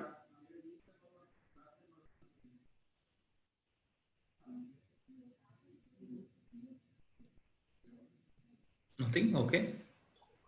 I think one cheese is popular in US, Europe, Asia, and it is best quality of cheese is in Switzerland, Italy. So it is Okay. manufactured there and consumed in other countries. Okay, that's an interesting example, Jaideep. Thank you for that. So, Swiss cheese, right? Highly perishable product, right? So, cheese, as you know, can go bad very quickly. But there is a sort of market growing in India as well. Of course, you have your local cheese that's manufactured on a large scale, like companies like Britannia and Amul. But more and more, you are starting to see these sort of international varieties of cheese available in India as well. Okay, so yeah, good example of that, Jaideep. Thank you for that. So what are the determinants of national advantage? Firm strategy, structure, and rivalry. So when you think, again, when I say you, I mean a company. You're always looking at all concepts from the eyes of a company. So firm strategy, structure, and rivalry. These factors are related to Porter's five forces. They should be favorable when you're considering of manufacturing in a new country. Related and supporting industries. So related and supporting meaning, to manufacture cheese, what do you need? You need to have a strong dairy industry in that country, right? You can't go and expect to set up a cheese factory in, let's say, a country like Afghanistan, right? Uh, where the dairy industry is not really well established. Okay. Um, what are the factors of production, how easy it is or how difficult it is to produce this product, how easy it is to distribute and sell this product in that country. And then we come to the demand conditions. Is there really a demand for such a product in the country in which you want to start selling or you want to enter? Okay, so when you consider um, these factors will give you a way of measuring whether one country is better than the other. What is the advantage of one country over another country when you're thinking of diversifying and going global, so to say. Okay. So I'd like to do an exercise here. I think what's missing from our classes, I used to do this when, we had classes on campus.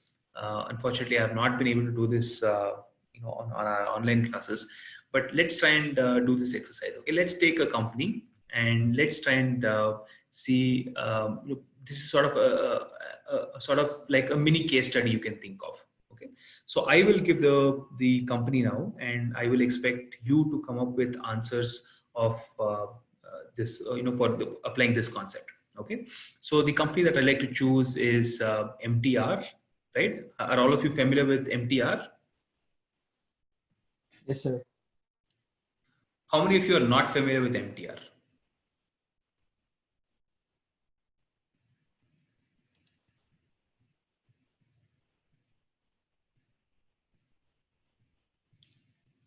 If any of you are not familiar with MTR,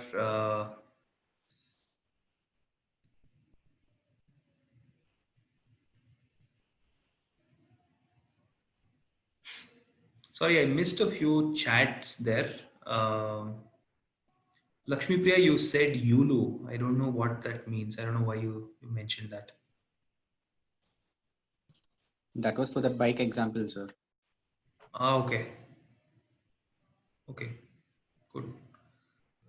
Okay, right. So I hope everyone is familiar with the company MTR. So MTR, the full form of MTR stands for Malaballi Tiffin Rooms.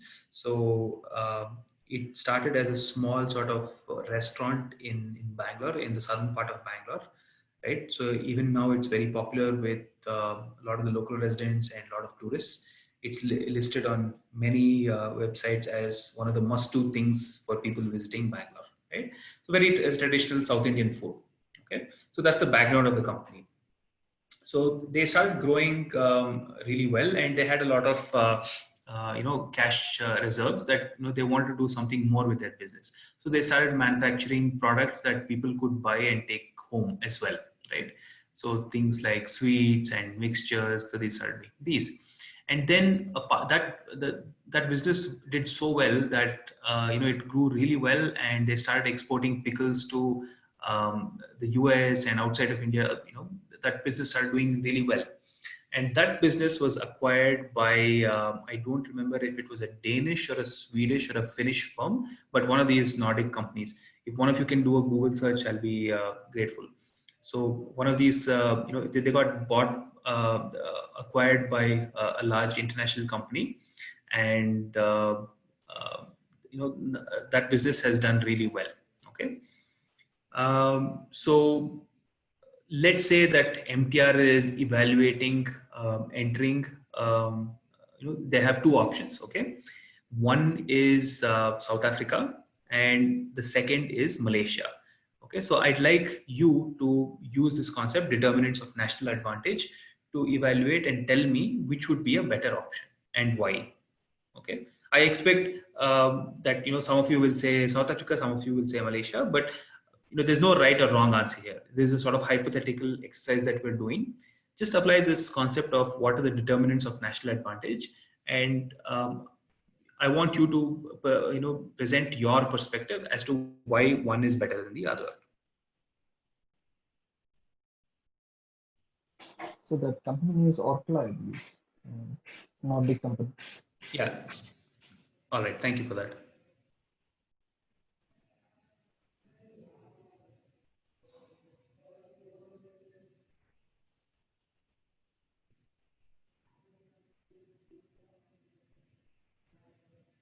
Okay. Any Sir, of you? Malaysians are already prone to Indian culture and taste. So them being a preference would compared to Africans would be a better standpoint. Okay, so I said South Africa. South Africa, yeah. Yeah. Okay, in terms of taste, you feel that Yeah. Malaysia would be a closer fit, right? So, are you talking about firm strategy structure here, related support, factors of production, or demand conditions? This refers to demand conditions. Okay, so demand conditions you feel are better in Malaysia. Okay. Yeah. What about the other factors? Firm structure, related support industries, production.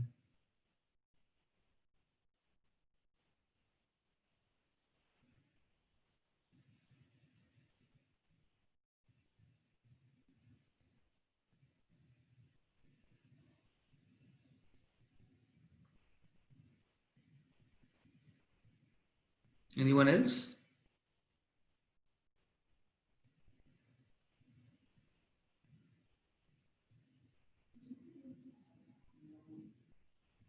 So this is an exercise, so I expect you to give the answers here. So this is part of the learning process in this course, right? So don't expect me to give answers in this point.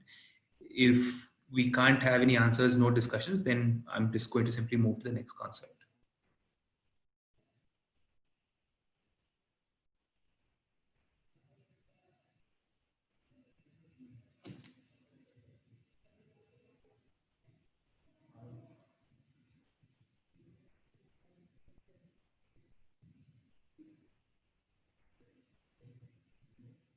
No answers?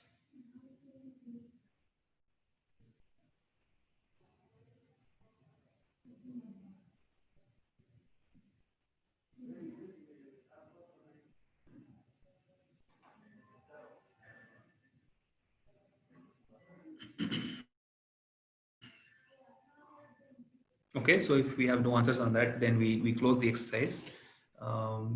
Sort of a little bit disappointed that Exactly, like determining the preference of which country to choose, right? yeah. So No, use this framework, determinants of national advantage. so which countries like Malaysia and South Africa, you say? Yeah.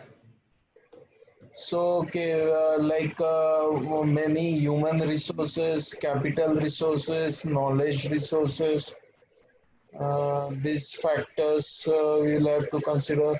Jaideep, I only want you to focus on these four boxes here. So I know what factors need to be considered, but focus on these four boxes, please.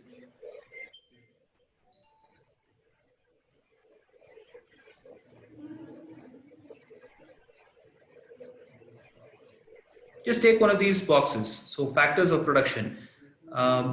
Is it easy to produce these goods in South Africa? What do you think? If we have to compare between South Africa and Malaysia, then Yeah. choose Malaysia Okay, because and why? since MTR, for example, is like heterogeneous to produced in origination from India, so more Indian origin populations in Malaysia than in South Africa. So demand conditions will be more in Malaysia than in South Africa. Okay. And since considering the other factors, for example, like in Malaysia also MTR goods requirements are there, the fast food and all that ingredients, and rivalry is not so much. Rivalry, yes. In case of rivalry, South Africa will have lesser rivalry than Malaysia, but Okay. other factors are more in favor of Malaysia than in South Africa. Okay. Related in supporting industries. Yes, the vertical all industries will be in Malaysia more than in South Africa. That is the human and manufacturing, physical, financial resources favoring Malaysia more. Okay. Fine. Thank you for that, Jerry. Right. So let's Sir, move I on. have one Yeah. question here. Yeah.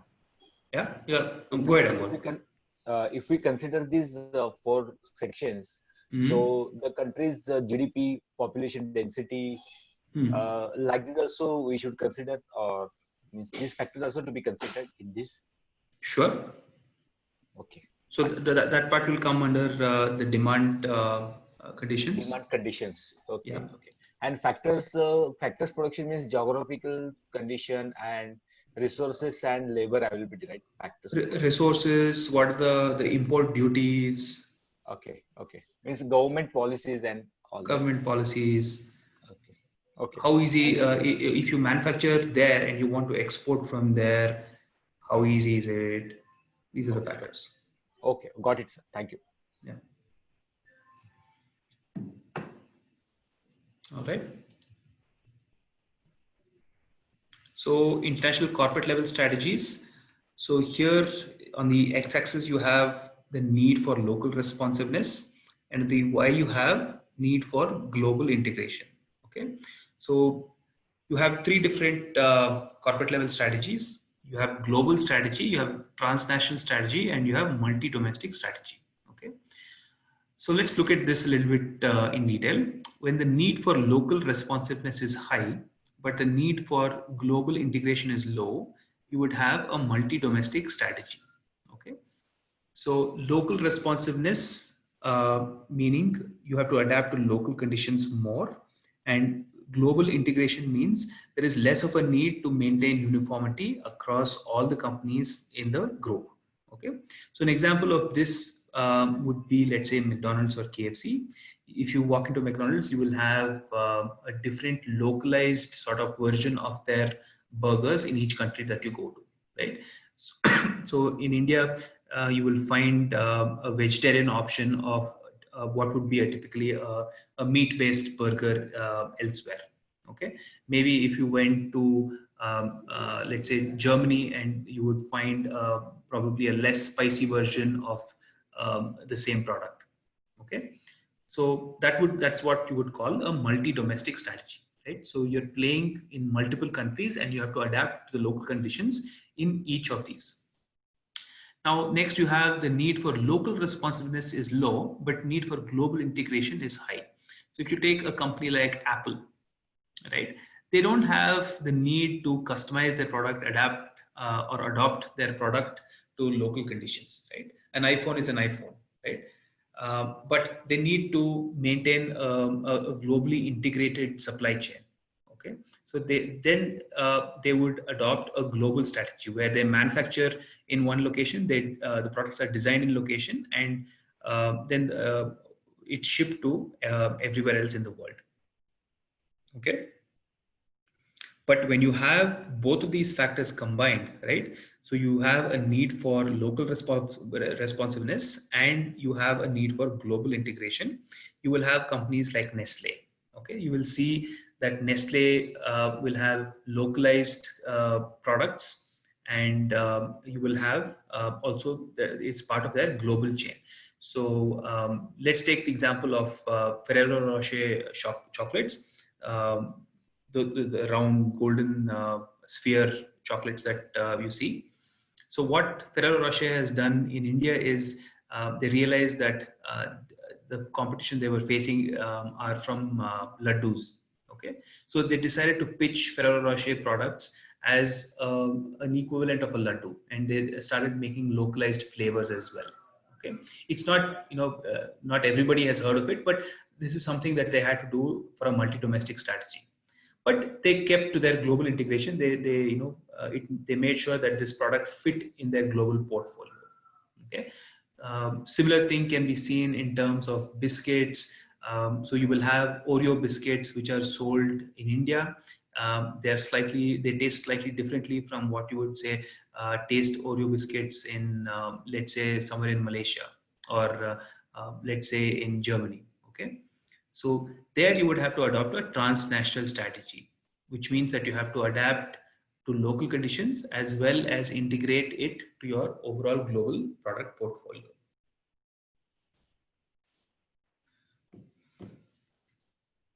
So we talked about international strategies, multi-domestic, decentralized strategic and operating decisions by a strategic business unit or SBU in each country allows units to tailor products to local markets, focuses on variations in competition within each country, customize products to meet local customers' specific needs and preferences, takes steps to isolate the firm from global competitive forces, and deals with uncertainty from differences across markets.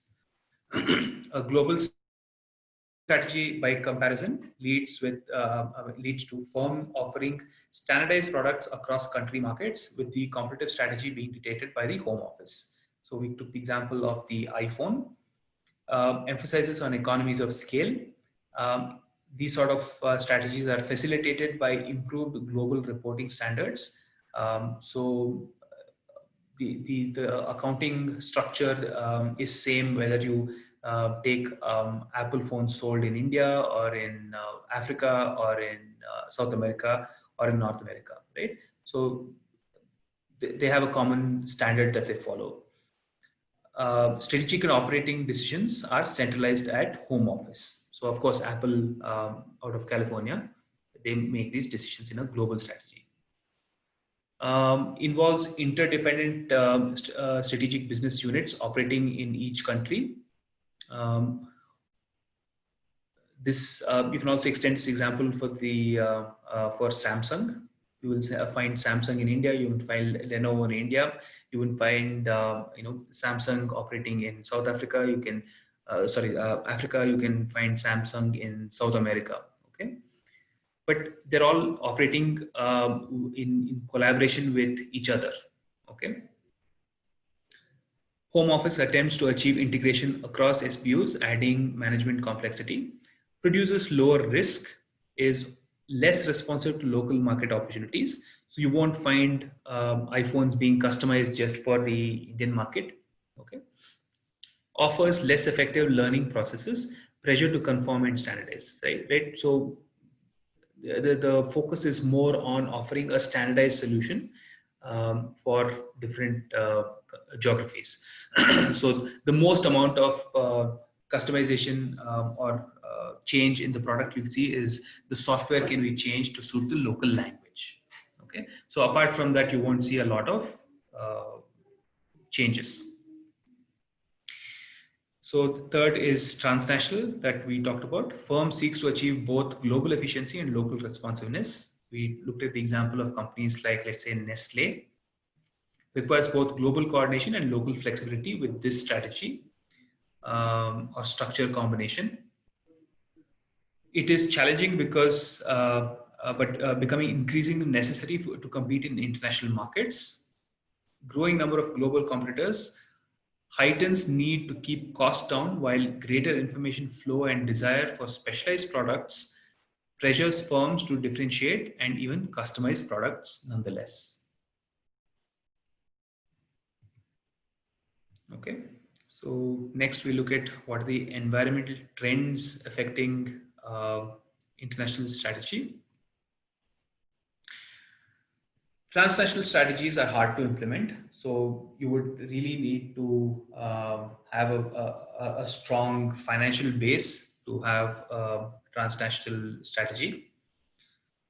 Liability of foreignness increased. Okay, so I won't go into attacks in Iraq war, these sort of things, but let's take our own example of our relationship with China, right? What are we seeing with this sort of trend of country of origin effect? Right? When you see the label, even now, you go out to the market and you see a label which says "Made in China." What is the first thought that enters our mind? We start thinking of the line of control. We start thinking of what's currently happening in Ladakh, and how Chinese markets are flooded in our economy, and how our local entrepreneurs are not getting a chance to make a living out of these products as well. Okay, so there is some sort of association with the country of origin. This plays a huge part in our decisions to buy, right? Correspondingly, so the effect can either be positive or negative, depending on what association we have with that country of origin. Okay, let's say we see, we're talking about the example of we're doing a case study on watches, right? Azimuth. So when we hear that a watch is made in Switzerland, what is the first thing that enters our mind, right? So the precision that's made with the watch is designed and made, the high quality that it is. We think of how accurate the product is. We think of how long it's going to last. These are all associations that enter our mind. Okay. And they play a very strong role in the products that we buy and how we perceive these products as customers. Now I'm talking about the perspective of the customers. So just remember that. For companies as well, this becomes a huge factor. Okay. Anyone want to give examples of countries of origin? We've already talked about products from China and Swiss watches. Any other examples that you can think of such? I don't want to go back to the example of Apple and iPhone. We've discussed that more and enough and more. So Germany for automobile, like BMW. Yeah, so very common.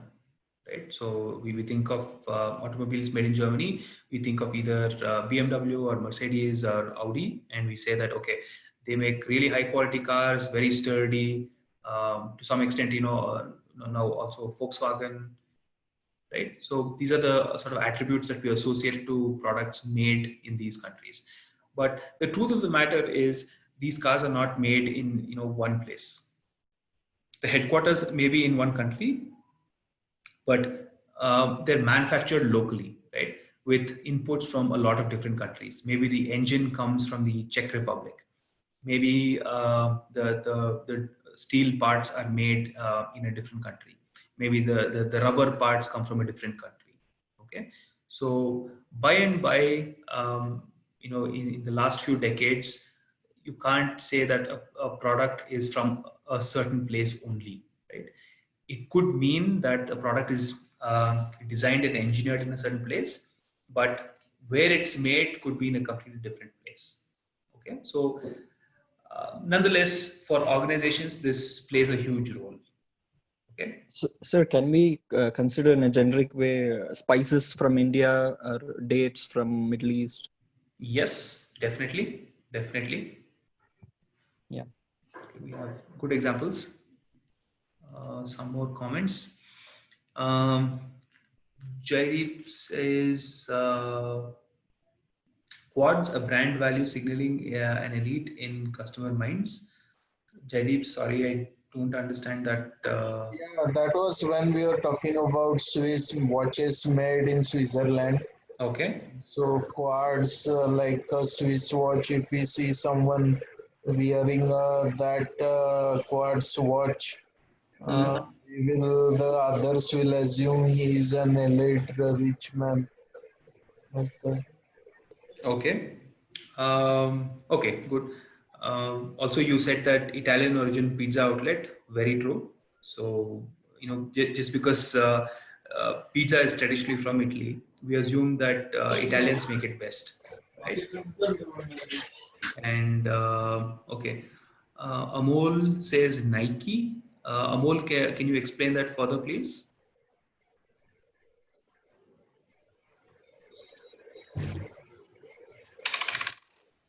Nike is from US, correct? Okay, but where do you think it's manufactured?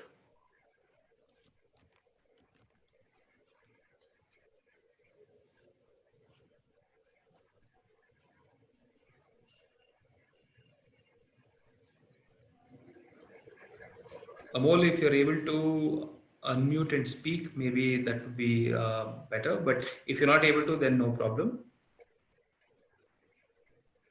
So Nike is an interesting example. I was hoping that someone would bring up that example and talk a little bit more about it. So they have, one of the strongest transnational strategies. Nike is a really good example to talk about, and if you can explain about Nike a little bit more, that would be great. Okay, no problem. If you're in a noisy surrounding, so I'll explain Nike. So Nike started as a company that manufactures running shoes, right? So they're based out of Oregon in the USA.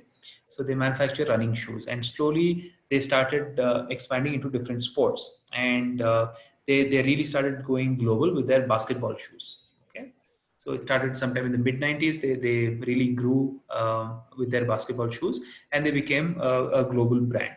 So they moved just from producing just shoes to all kinds of sports equipment. Okay, so you have Nike branded basketballs, footballs, jerseys, all sorts of. All right. So with India, what they've done is they've tried to customize Nike products for the sports that are popular in India. Right. So for cricket, you can go out and buy Nike branded equipment. Okay. So uh, this is an example of transnational strategy. They're trying to adapt to local conditions as well as keep it in line with their international product portfolio, right? So t-shirts, shoes, track pants, headbands, caps, some sort of equipment as well.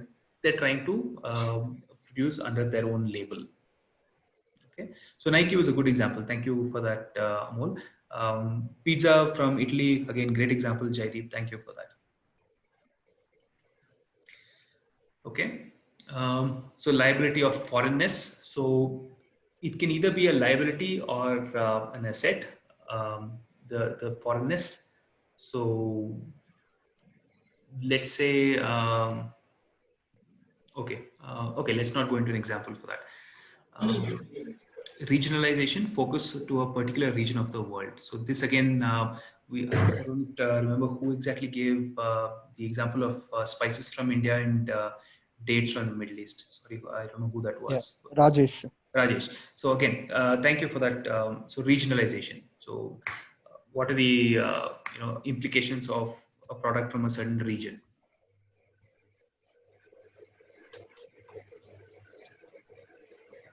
Okay. So what are the 5 entry modes for an international strategy? Okay. This is something that all of you would have to understand.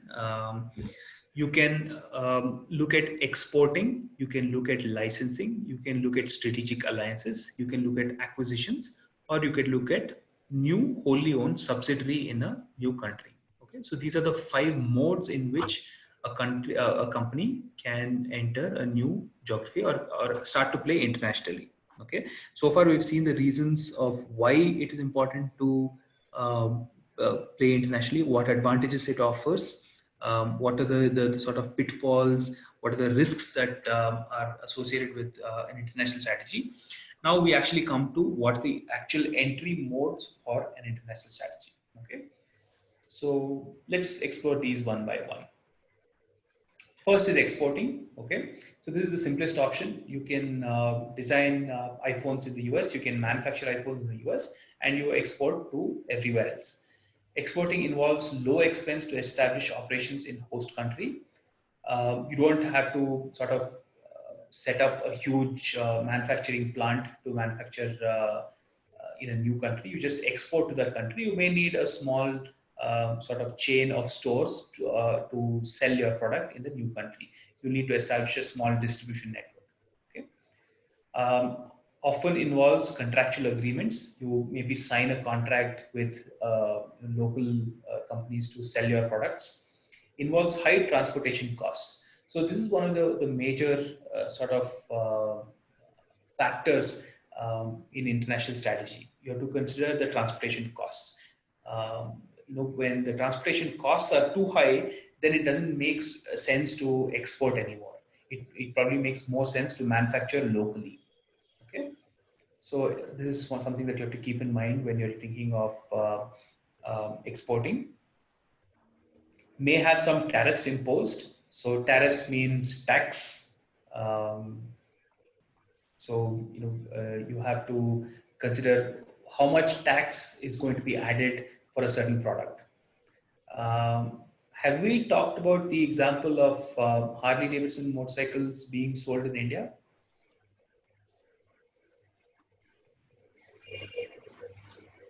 Do any of you remember that?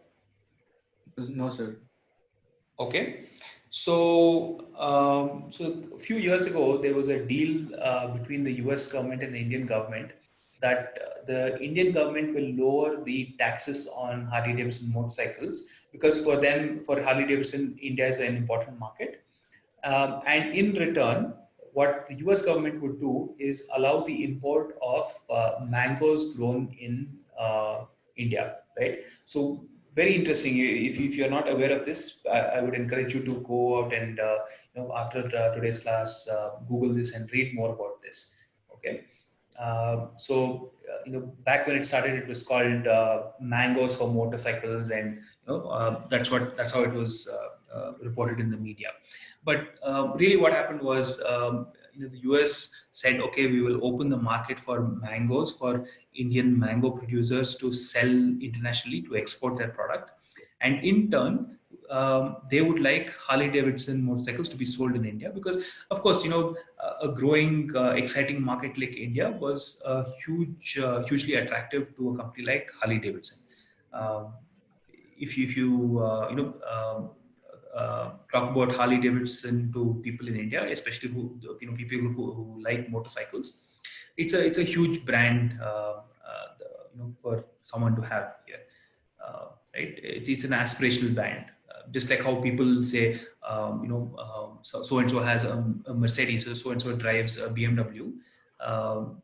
It's something similar. So, India being an important market, they would want the entry barriers to India lowered.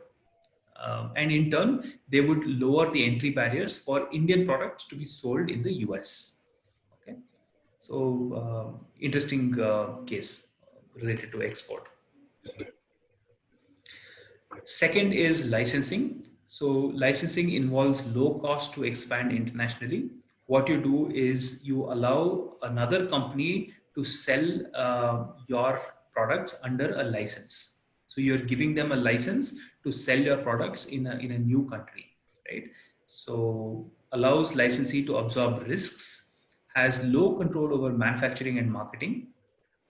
So what happens? So let's take the example of a clothing company like Levi's, right? When they wanted to enter India, they gave a license to a company like, let's say, Arvind Fabrics, and Arvind would manufacture garments under the brand of Levi's and sell them locally, right? What started happening was, you started to see a lot of fake products being sold under Levi's or substandard garments being sold under the Levi's brand, right? So Levi's as an international company has lower control over the manufacturing and marketing, right? So the marketing is not fully under their control. what they're getting is some part of the revenue of their products being sold in India. Okay. Offers lower potential returns, which is shared with the licensee. You know, if you are selling in an international market, you would. Sorry, someone might have to. Jaideep, I'm going to put you on mute. There's some background noise from you. Okay, sorry about that. I am muted. I muted you now.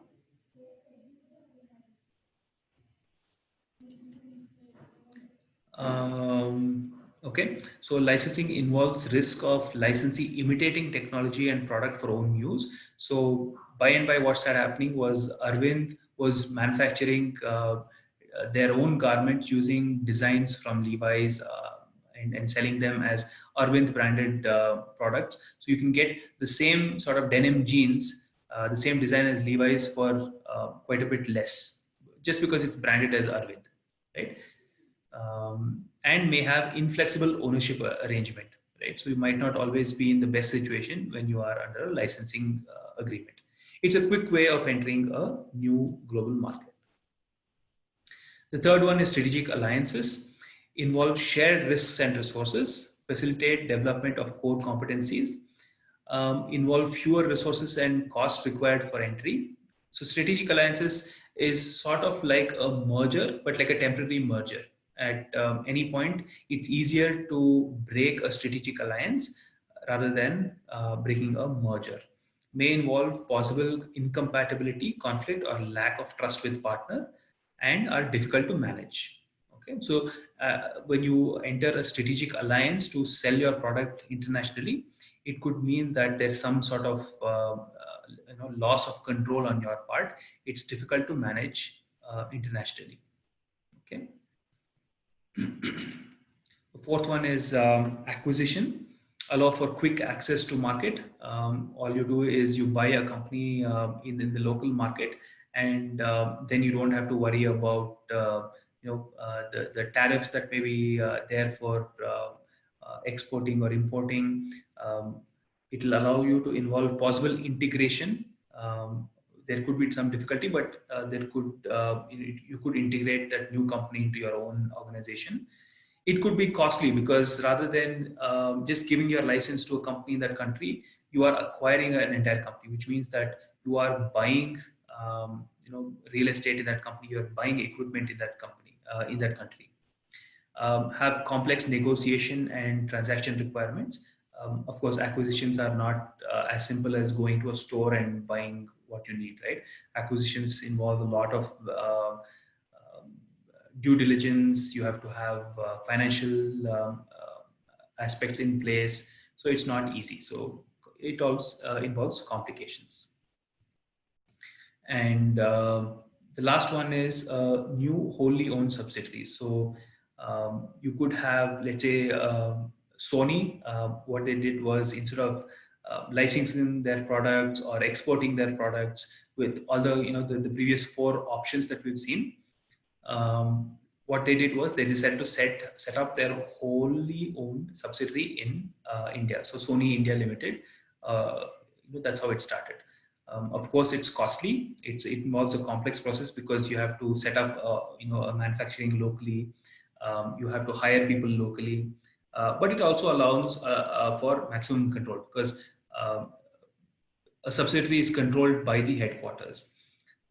It has the highest potential returns because everything that you sell in that country comes back to your own company. Okay, but it also carries high risk.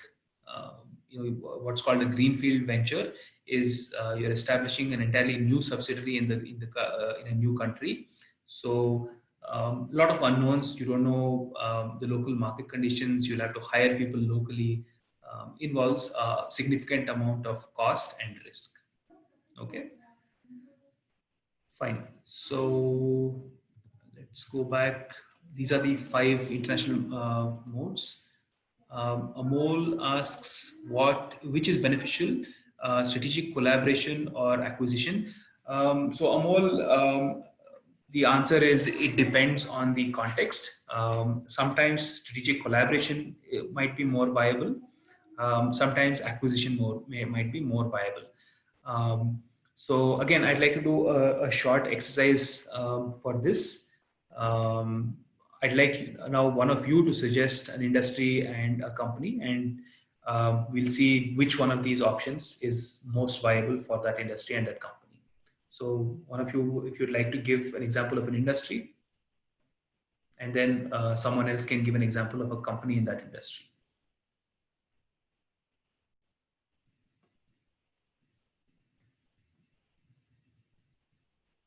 Yeah, any of you? So Reliance Group, their strategic alliance with Aramco, a Saudi-based company. Okay, very interesting. Sorry, was that Rajesh who spoke? Yes, sir. Okay, Rajesh. So Amol had typed out pharma before you.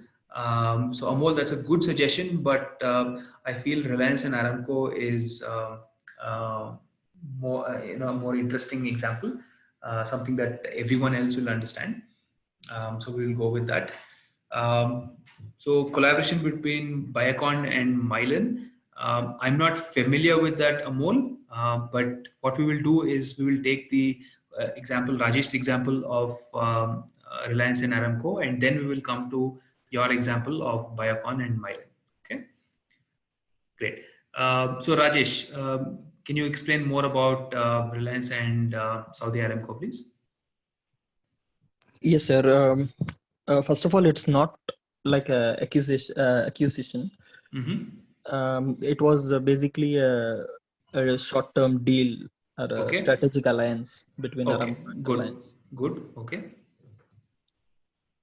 Yeah, and I believe it is still in process.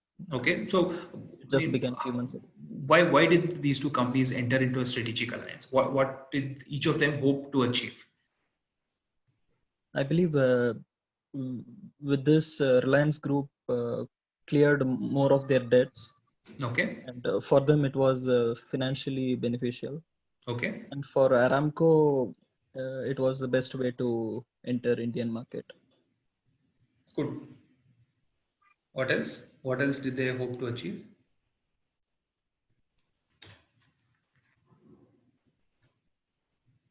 I think that much I could think of, sir. Okay, but what do you see of what can you say about the strategic fit between Reliance and Saudi Aramco? What sort of products or services do they already offer, and what was the good fit between both of them? Yeah, Aramco basically they are based into oil and gas. Yeah. And Reliance is more wider than that, and they also have an oil and gas division. So it was a beneficial, mutual benefit for both of them to go into an alliance. So a good example. Thank you for that, Rajesh. Sure. Jaideep says Zomato acquiring Uber Eats in exchange for 10% stake in Zomato. Good example. We'll come to that, Jaideep. Amol, if you can explain more about Biocon and Mylan, and then we take Jaideep's example. Biocon is a Indian-based biologics company, which which is an important player in a biologics product like insulin. And Mylan is a US-based company which is operational in generic market, global generic market. So if you consider manufacturing, maybe knowledge and facility of the Biocon, they are expert in that. However, if you consider Mylan, they are means they are expert in a small molecule like tablets, capsules, and this thing.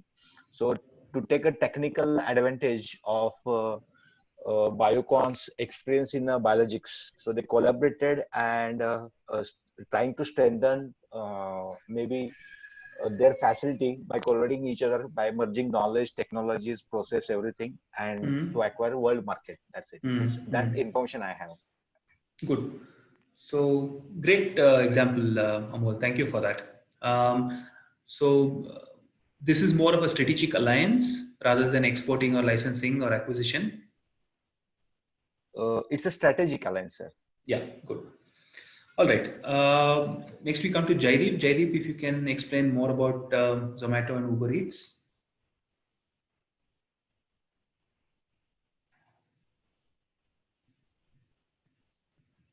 Jaideep?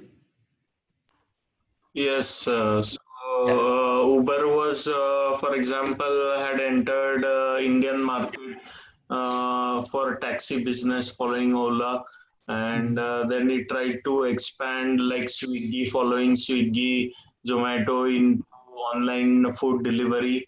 And Zomato was already having a big market share, and then it noticed Uber Eats entering into market as a competitor, so it acquired the Uber Eats.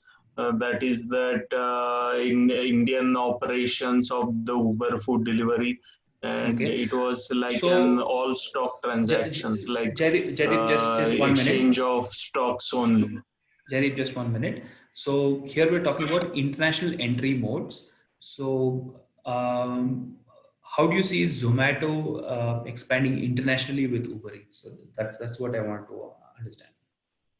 Here we're talking about the 5 different ways in which a company can expand internationally, right?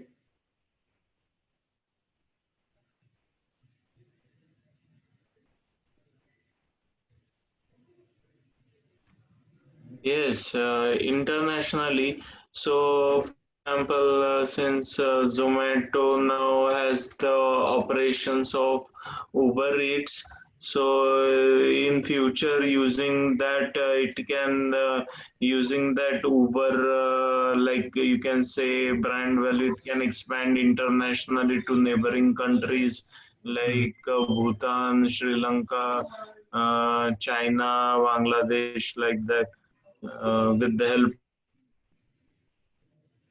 Okay. All right. So what sort of advantages does Zomato get by acquiring Uber Eats?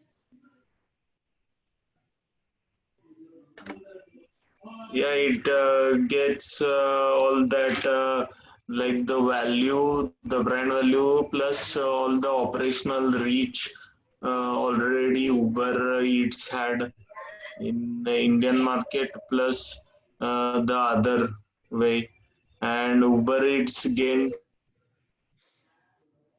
Okay. Good. So this is an example of, so we've seen examples of strategic alliances and acquisitions. Um, any other examples on the other modes, exporting, licensing, wholly owned subsidiary? Anyone wants to give any examples?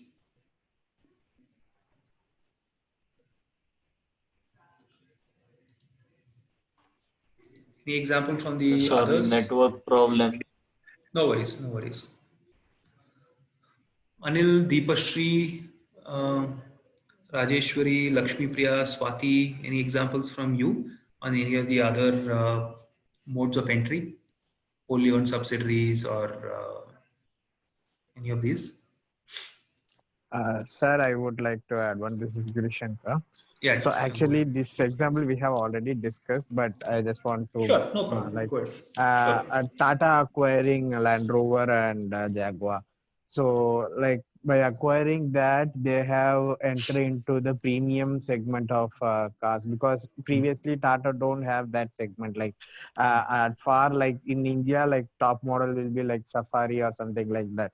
So once they have acquired Land Rover and Jaguar, they have entered into a premium segment where they compete with high-end cars like BMW and Audi or something like that. So that is one thing, and one more thing is like they got the access to the technologies what Jaguar and Land Rover used to design their cars. Like Good. that we can entirely see in your new Tata cars because when in the old Tata cars, definitely the model and design will be very old fashioned and they are not at all reliable. So once Jaguar team came into the designing of Tata cars, they were the only Indian car who got a 5-star rating in NCAP.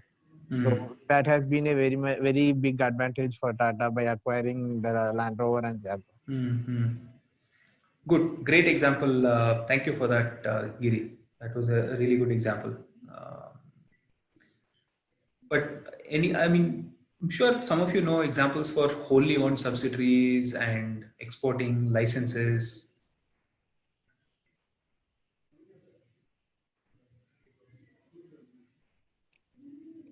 Sir, Volkswagen, I believe they have a lot of other brands under them, which many Okay. doesn't know. Like Bugatti, all famous cars, everything belongs to Volkswagen. So that's a Bugatti, wholly Porsche. owned. Yeah, there are so many Okay. So you wholly guys owned. know that Volkswagen India is there, right?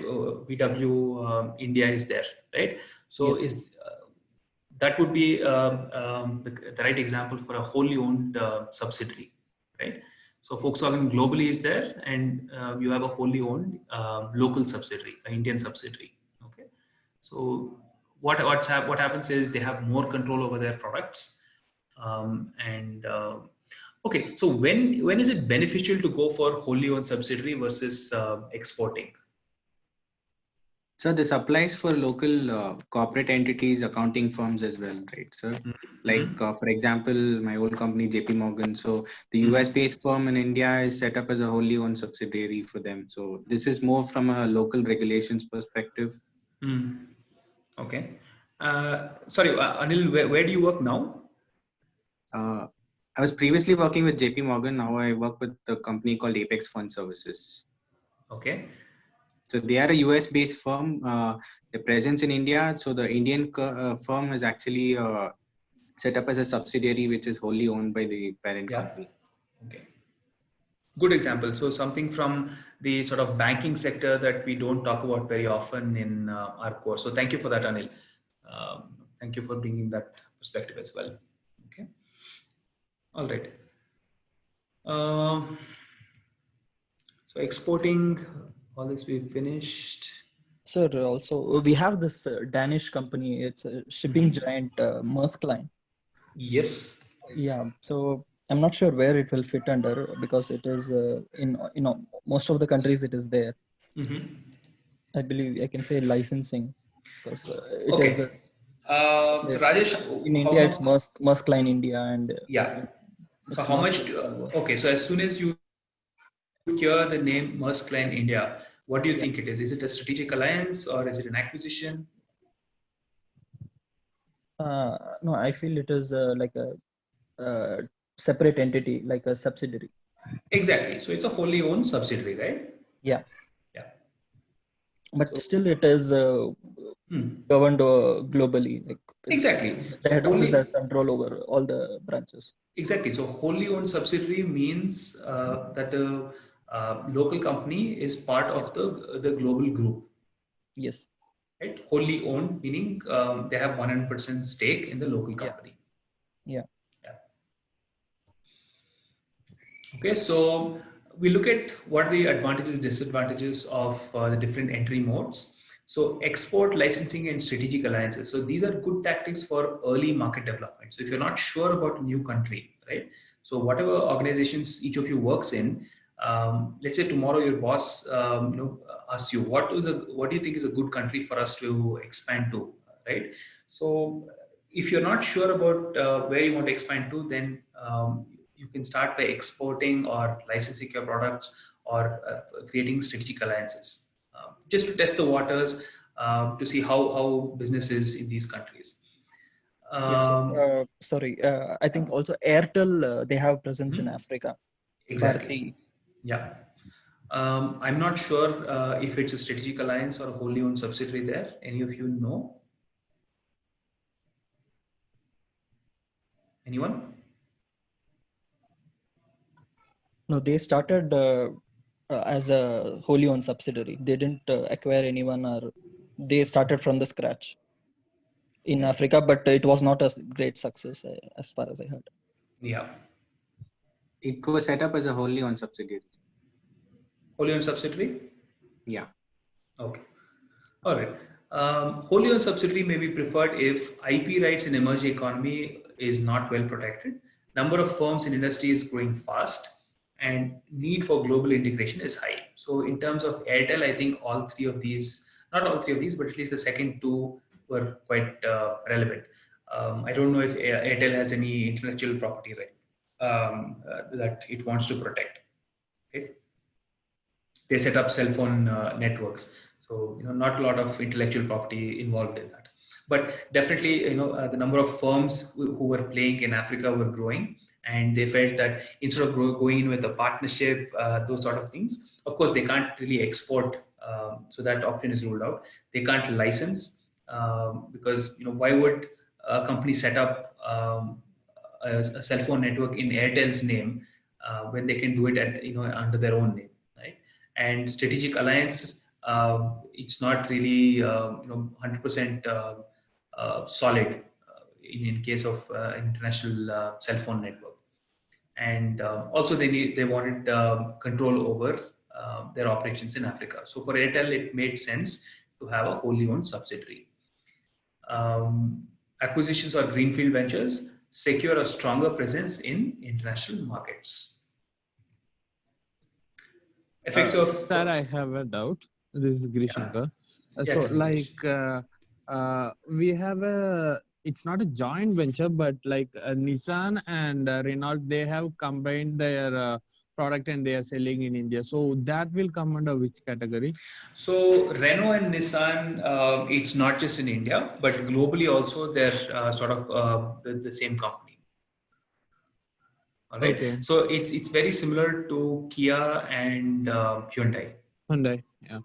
Okay. But Kia or very, and Hyundai, it's like a parent and child, right? Kia and Hyundai. Yeah. So It's here like it's more like, okay, Renault and Nissan, you can sort of think of brother and sister. Okay. Okay. Okay. Yeah. That's totally different from Maruti Suzuki, no? Yeah, Maruti Suzuki. Okay, that's a sorry, I didn't catch who gave that Rajesh. example. Rajesh, great. So that's a great example of an international strategic alliance, right? So I think it started with licensing. Suzuki licensed their brand name to Maruti. They licensed their technology to Maruti. So they created a joint venture in India called Maruti Suzuki, right? And then by and by, I think, when did Maruti Suzuki sort of separate and go the separate ways? When with the introduction of Suzuki vehicles in India, right? Yes, sir. Is it still called Maruti Suzuki? No, now not. it is no, not yet. I mean, Okay. not any longer. Yeah. Not any longer. Yeah. And also we had Kawasaki Bajaj. Kawasaki Bajaj. Who else? Some more names.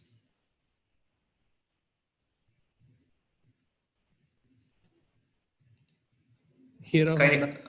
Kinetic Honda, you're right. Amol also gave the same thing.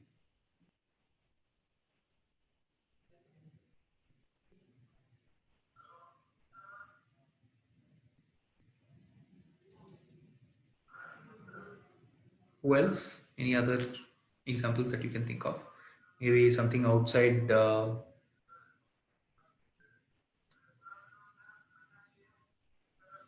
outside the automotive field.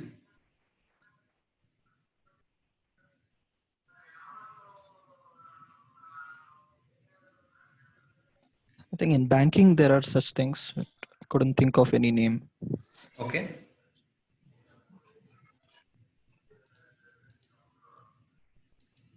So Amol says Hindustan Unilever, great example.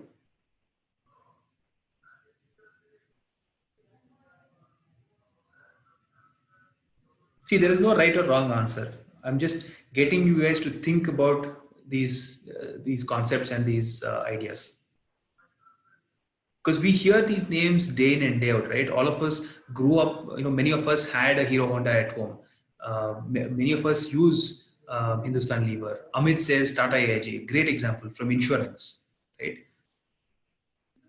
Many of us have Tata AIG insurance covers. So what I'm trying to do is getting you to think about these things, these products, these services that we use every day in terms of these strategic frameworks. Because unless you sort of see these concepts in your own lives and relate to that, it won't make any sense. Amol says Vistara, again, good example.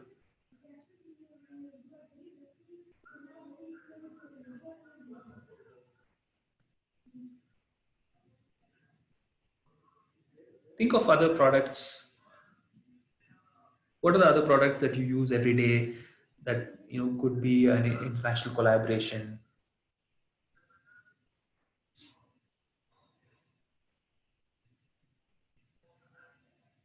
I'm trying to bring in as many different perspectives as possible to make this concept better understood. So great examples: Hero Honda, HUL, Tata AIG, Vistara, Maruti Suzuki was one.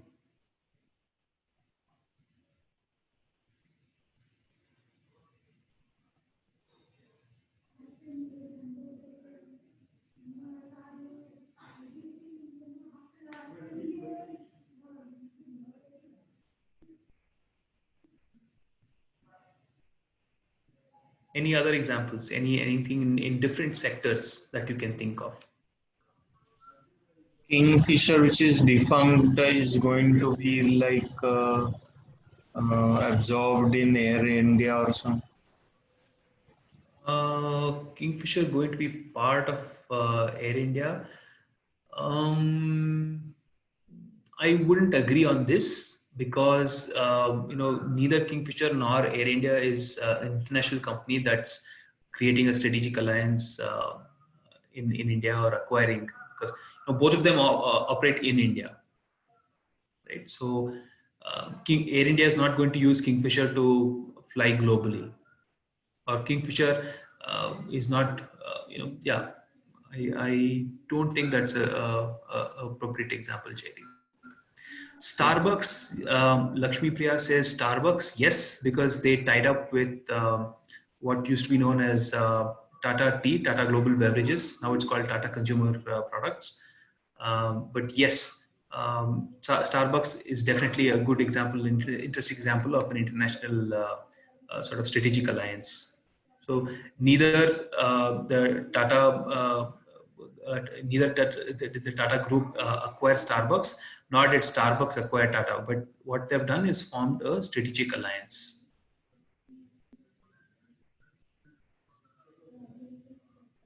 Have we talked about Muji in this class? I like to talk about that example a lot.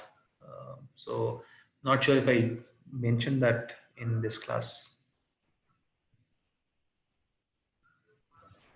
No, sir, don't remember. Okay. If I've not talked about it, then I'll skip it. I don't want to confuse.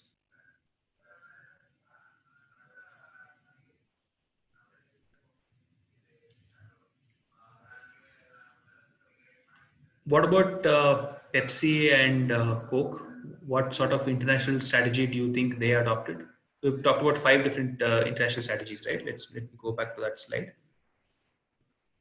What do you think they did?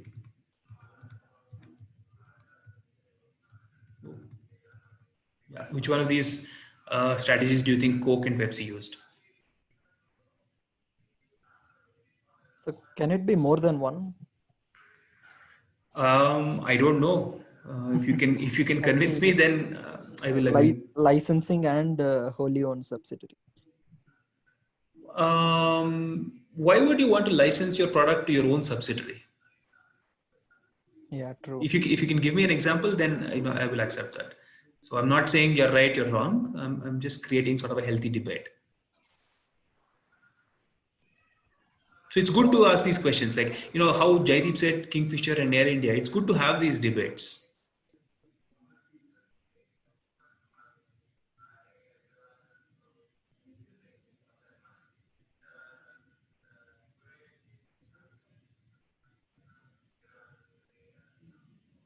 So why would there be a combination of one of these?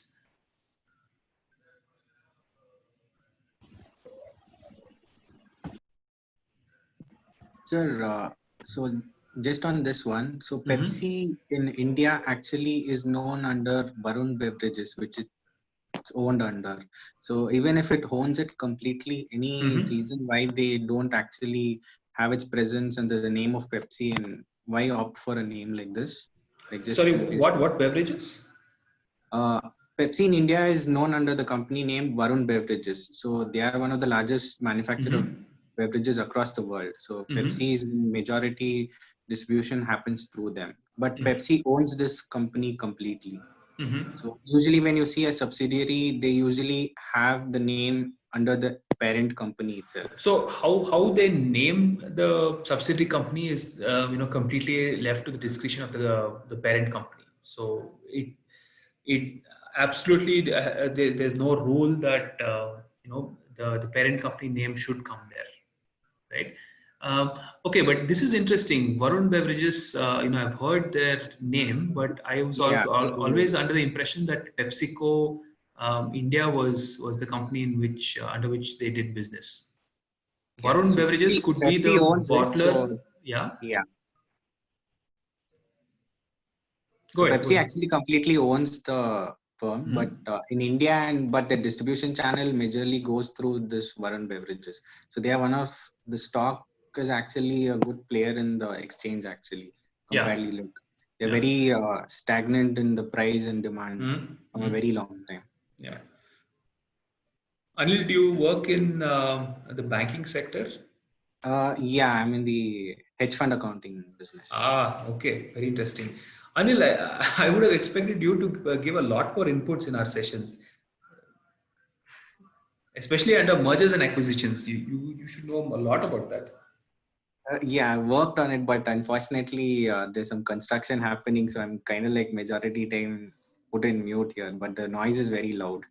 So Okay, like wherever okay. I get time is where I'm trying to like sorry about that. Okay, no worries. But good example. Thank you.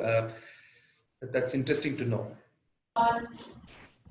Pepsi, Coca-Cola, have intense rivalry, so they're engaged in acquisitions of small drinks, lemon drinks, and all that distributors, and also strategic alliances for Diet Coke, Diet Pepsi. Jaideep, you're partially right. So I will accept the answer that you said that they have acquisitions.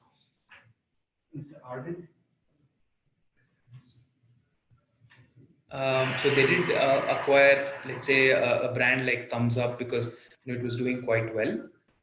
They did acquire brands like Seven Up was Seven Up from them? I forget. I'm getting a little bit fuzzy. Was Seven Up originally owned by? 7 Up from Pepsi. Okay, yeah. Sorry about that. Confusing things.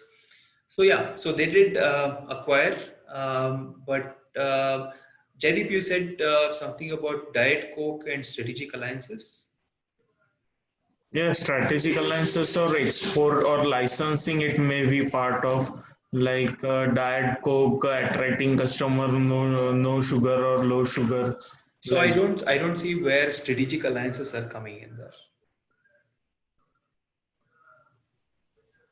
Yeah, with making drinks low sugar with others. I don't know. Yeah, but who are they forming strategic alliances with? Not sure. I don't know. Yeah, so I don't think that's a right example for Or strategic it alliances. is diversifying in other areas along with drinks, also Pepsi in snacks, small package snacks and all. Yes, so PepsiCo, I think owns Frito-Lay. I'm not sure if I'm 100% right. A little bit fuzzy there. If anyone can give inputs on that, that'll be great. But yeah, strategic alliances that way, yes. Okay. Um, so what was the last thing we talked about? Okay, effects of international diversification on returns and innovation. So international diversification, firm expands sales of its goods or services across borders of global regions and countries into different geographical locations or markets. So how does this affect the innovation capability of an organization? What effect do you think international strategies and internalize? I'm having trouble pronouncing that. Internationalization have on companies?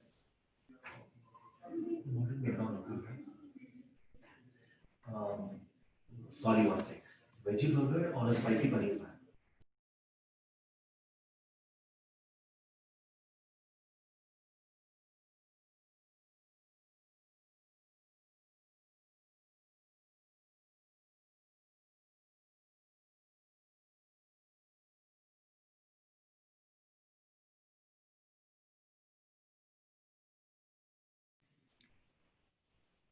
Yeah.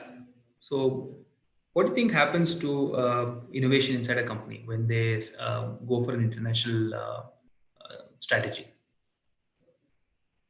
when they diversify outside their own region? Like they are open to more options. Okay. What else?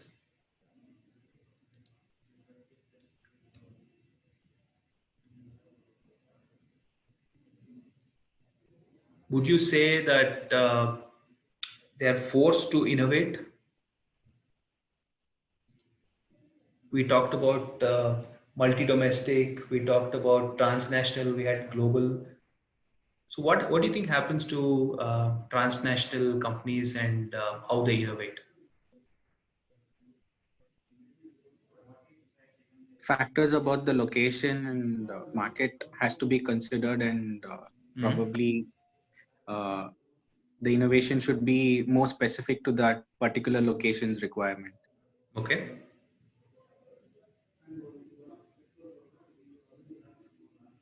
What I would stress on is the fact that to adapt to the local conditions, they would be forced to innovate in a different way than they're used to, right? As international diversification increases, firms' returns initially decrease, but then increase quickly as the firm learns to manage international expansion. Okay, hope everyone agrees with that statement. We have a chat. Awareness, motivation for innovation. Yes, Jaideep. So, because they're forced to compete in a new market, they're forced to innovate. Exposure to new products and markets, opportunity to integrate new knowledge into operations, and generation of resources to sustain innovation efforts. Diversification gives new ideas for innovation, says Amol. Yes, very true. The last concept that we have for today are risks of international diversification. I feel we're just at 12:45. Um, do you guys want to take another 5-10 minutes and finish this, or do we take it for next class, our last session? I leave it up to you because I have another 5-10 minutes to spare. You can either complete this or we take it at the beginning of next class. I personally won't mind to finish it now. Okay, we have, okay, I see 9 students. So let's take a quick vote. How many of you say let's finish it now? Finish it, sir.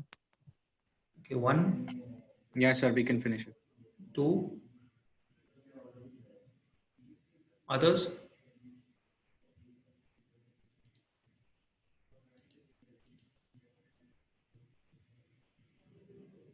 Okay, fine. So if everyone agrees, then let's finish it. All right. So complexity of managing multinational firms. They're geographically dispersed. Just the fact that their offices are in different places could be a challenge in managing them. The cost of coordination goes up because if you're spread across regions, you will have to travel from one region to the other, make sure that the same sort of corporate standards are maintained across regions. The logistical costs of moving raw materials, finished products from one place to the other. The cultural diversity. So although each company, each organization has its organization culture, you would have local differences to the way people approach their work. Some countries may prefer to start earlier in the morning and finish earlier in the evening, whereas in some countries people tend to start later in the day and finish later in the evening. Okay, and of course the host government of an international company. Each government may have its own way of encouraging or motivating the companies that operate in the country. So we'll finish the last one, the risks of international diversification. The first risk is political, the second is economic. Okay. So the first one is fairly straightforward. You never know what's going to happen in the country politically, right? So suddenly there might be, the government might be overthrown by the, let's say, the army, and you have an entirely new set of rules that are imposed, right? So politically, even if it's just one party taking over from another, they could have a completely different set of beliefs and ideologies and ways of working, right? So politically, that's major risk when you're going into international business. Second is economic. Economic also fairly straightforward. You don't know how the market conditions are going to change. Maybe you depend on certain raw materials, and supply and demand of that raw material could change drastically, and that could pose a risk to your business. Okay.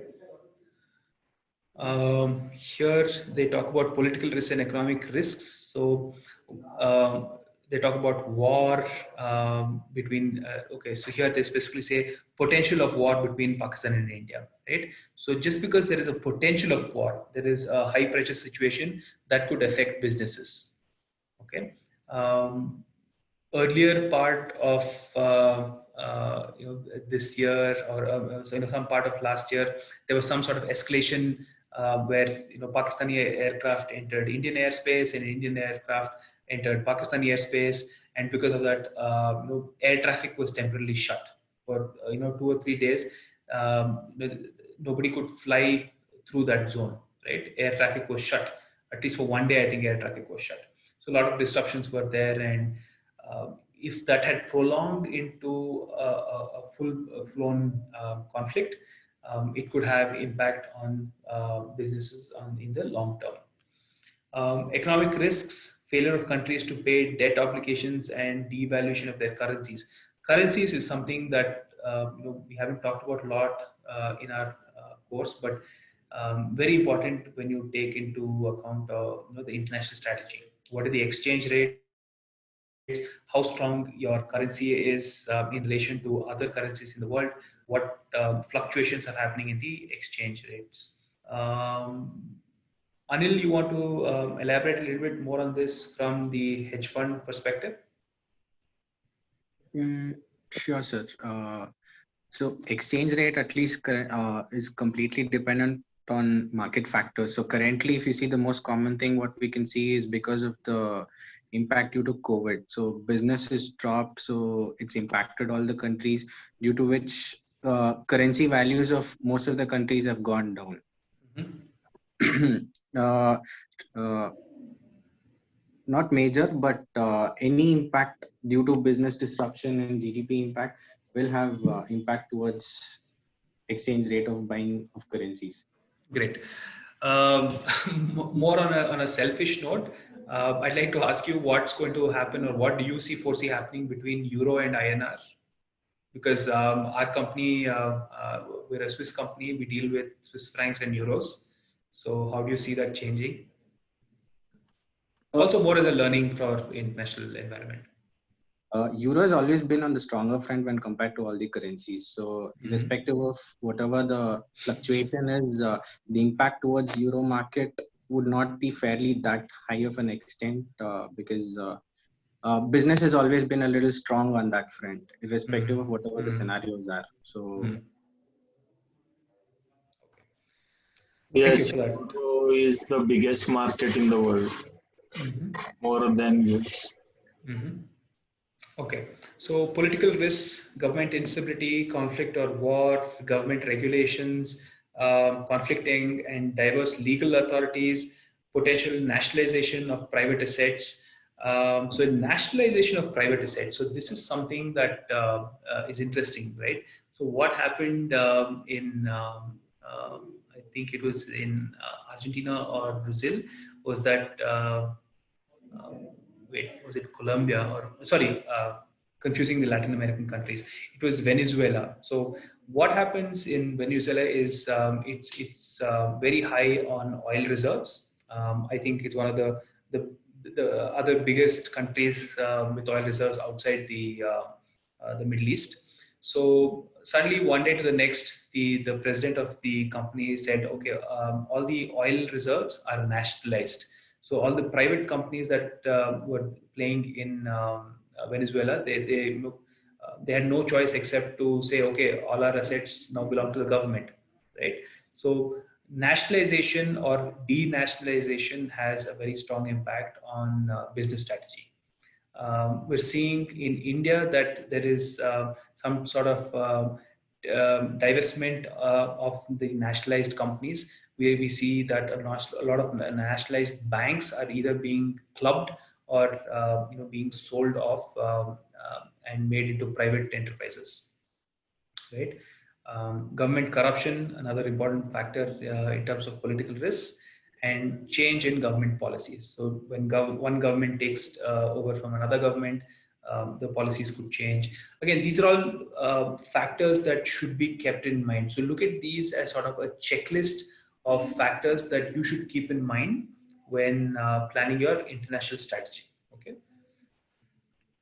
Political risks and economic risks. So differences and fluctuations in currency values, we just talked about that. Investment losses due to political risks, we talked about that.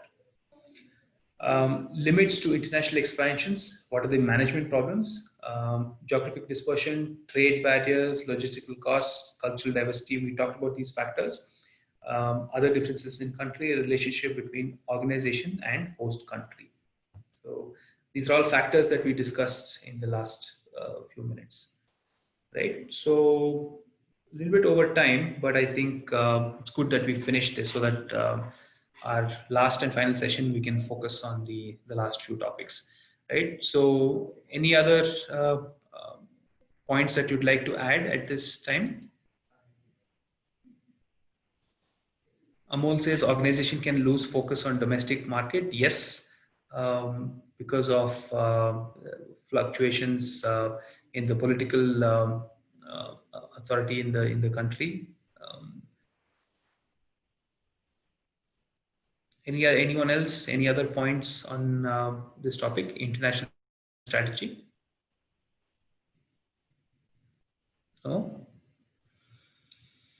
All right. So thanks. Today was a much more interactive class. Thank you all for your inputs. So very interesting input. This is exactly the reason that I encourage each of you to bring your points of view.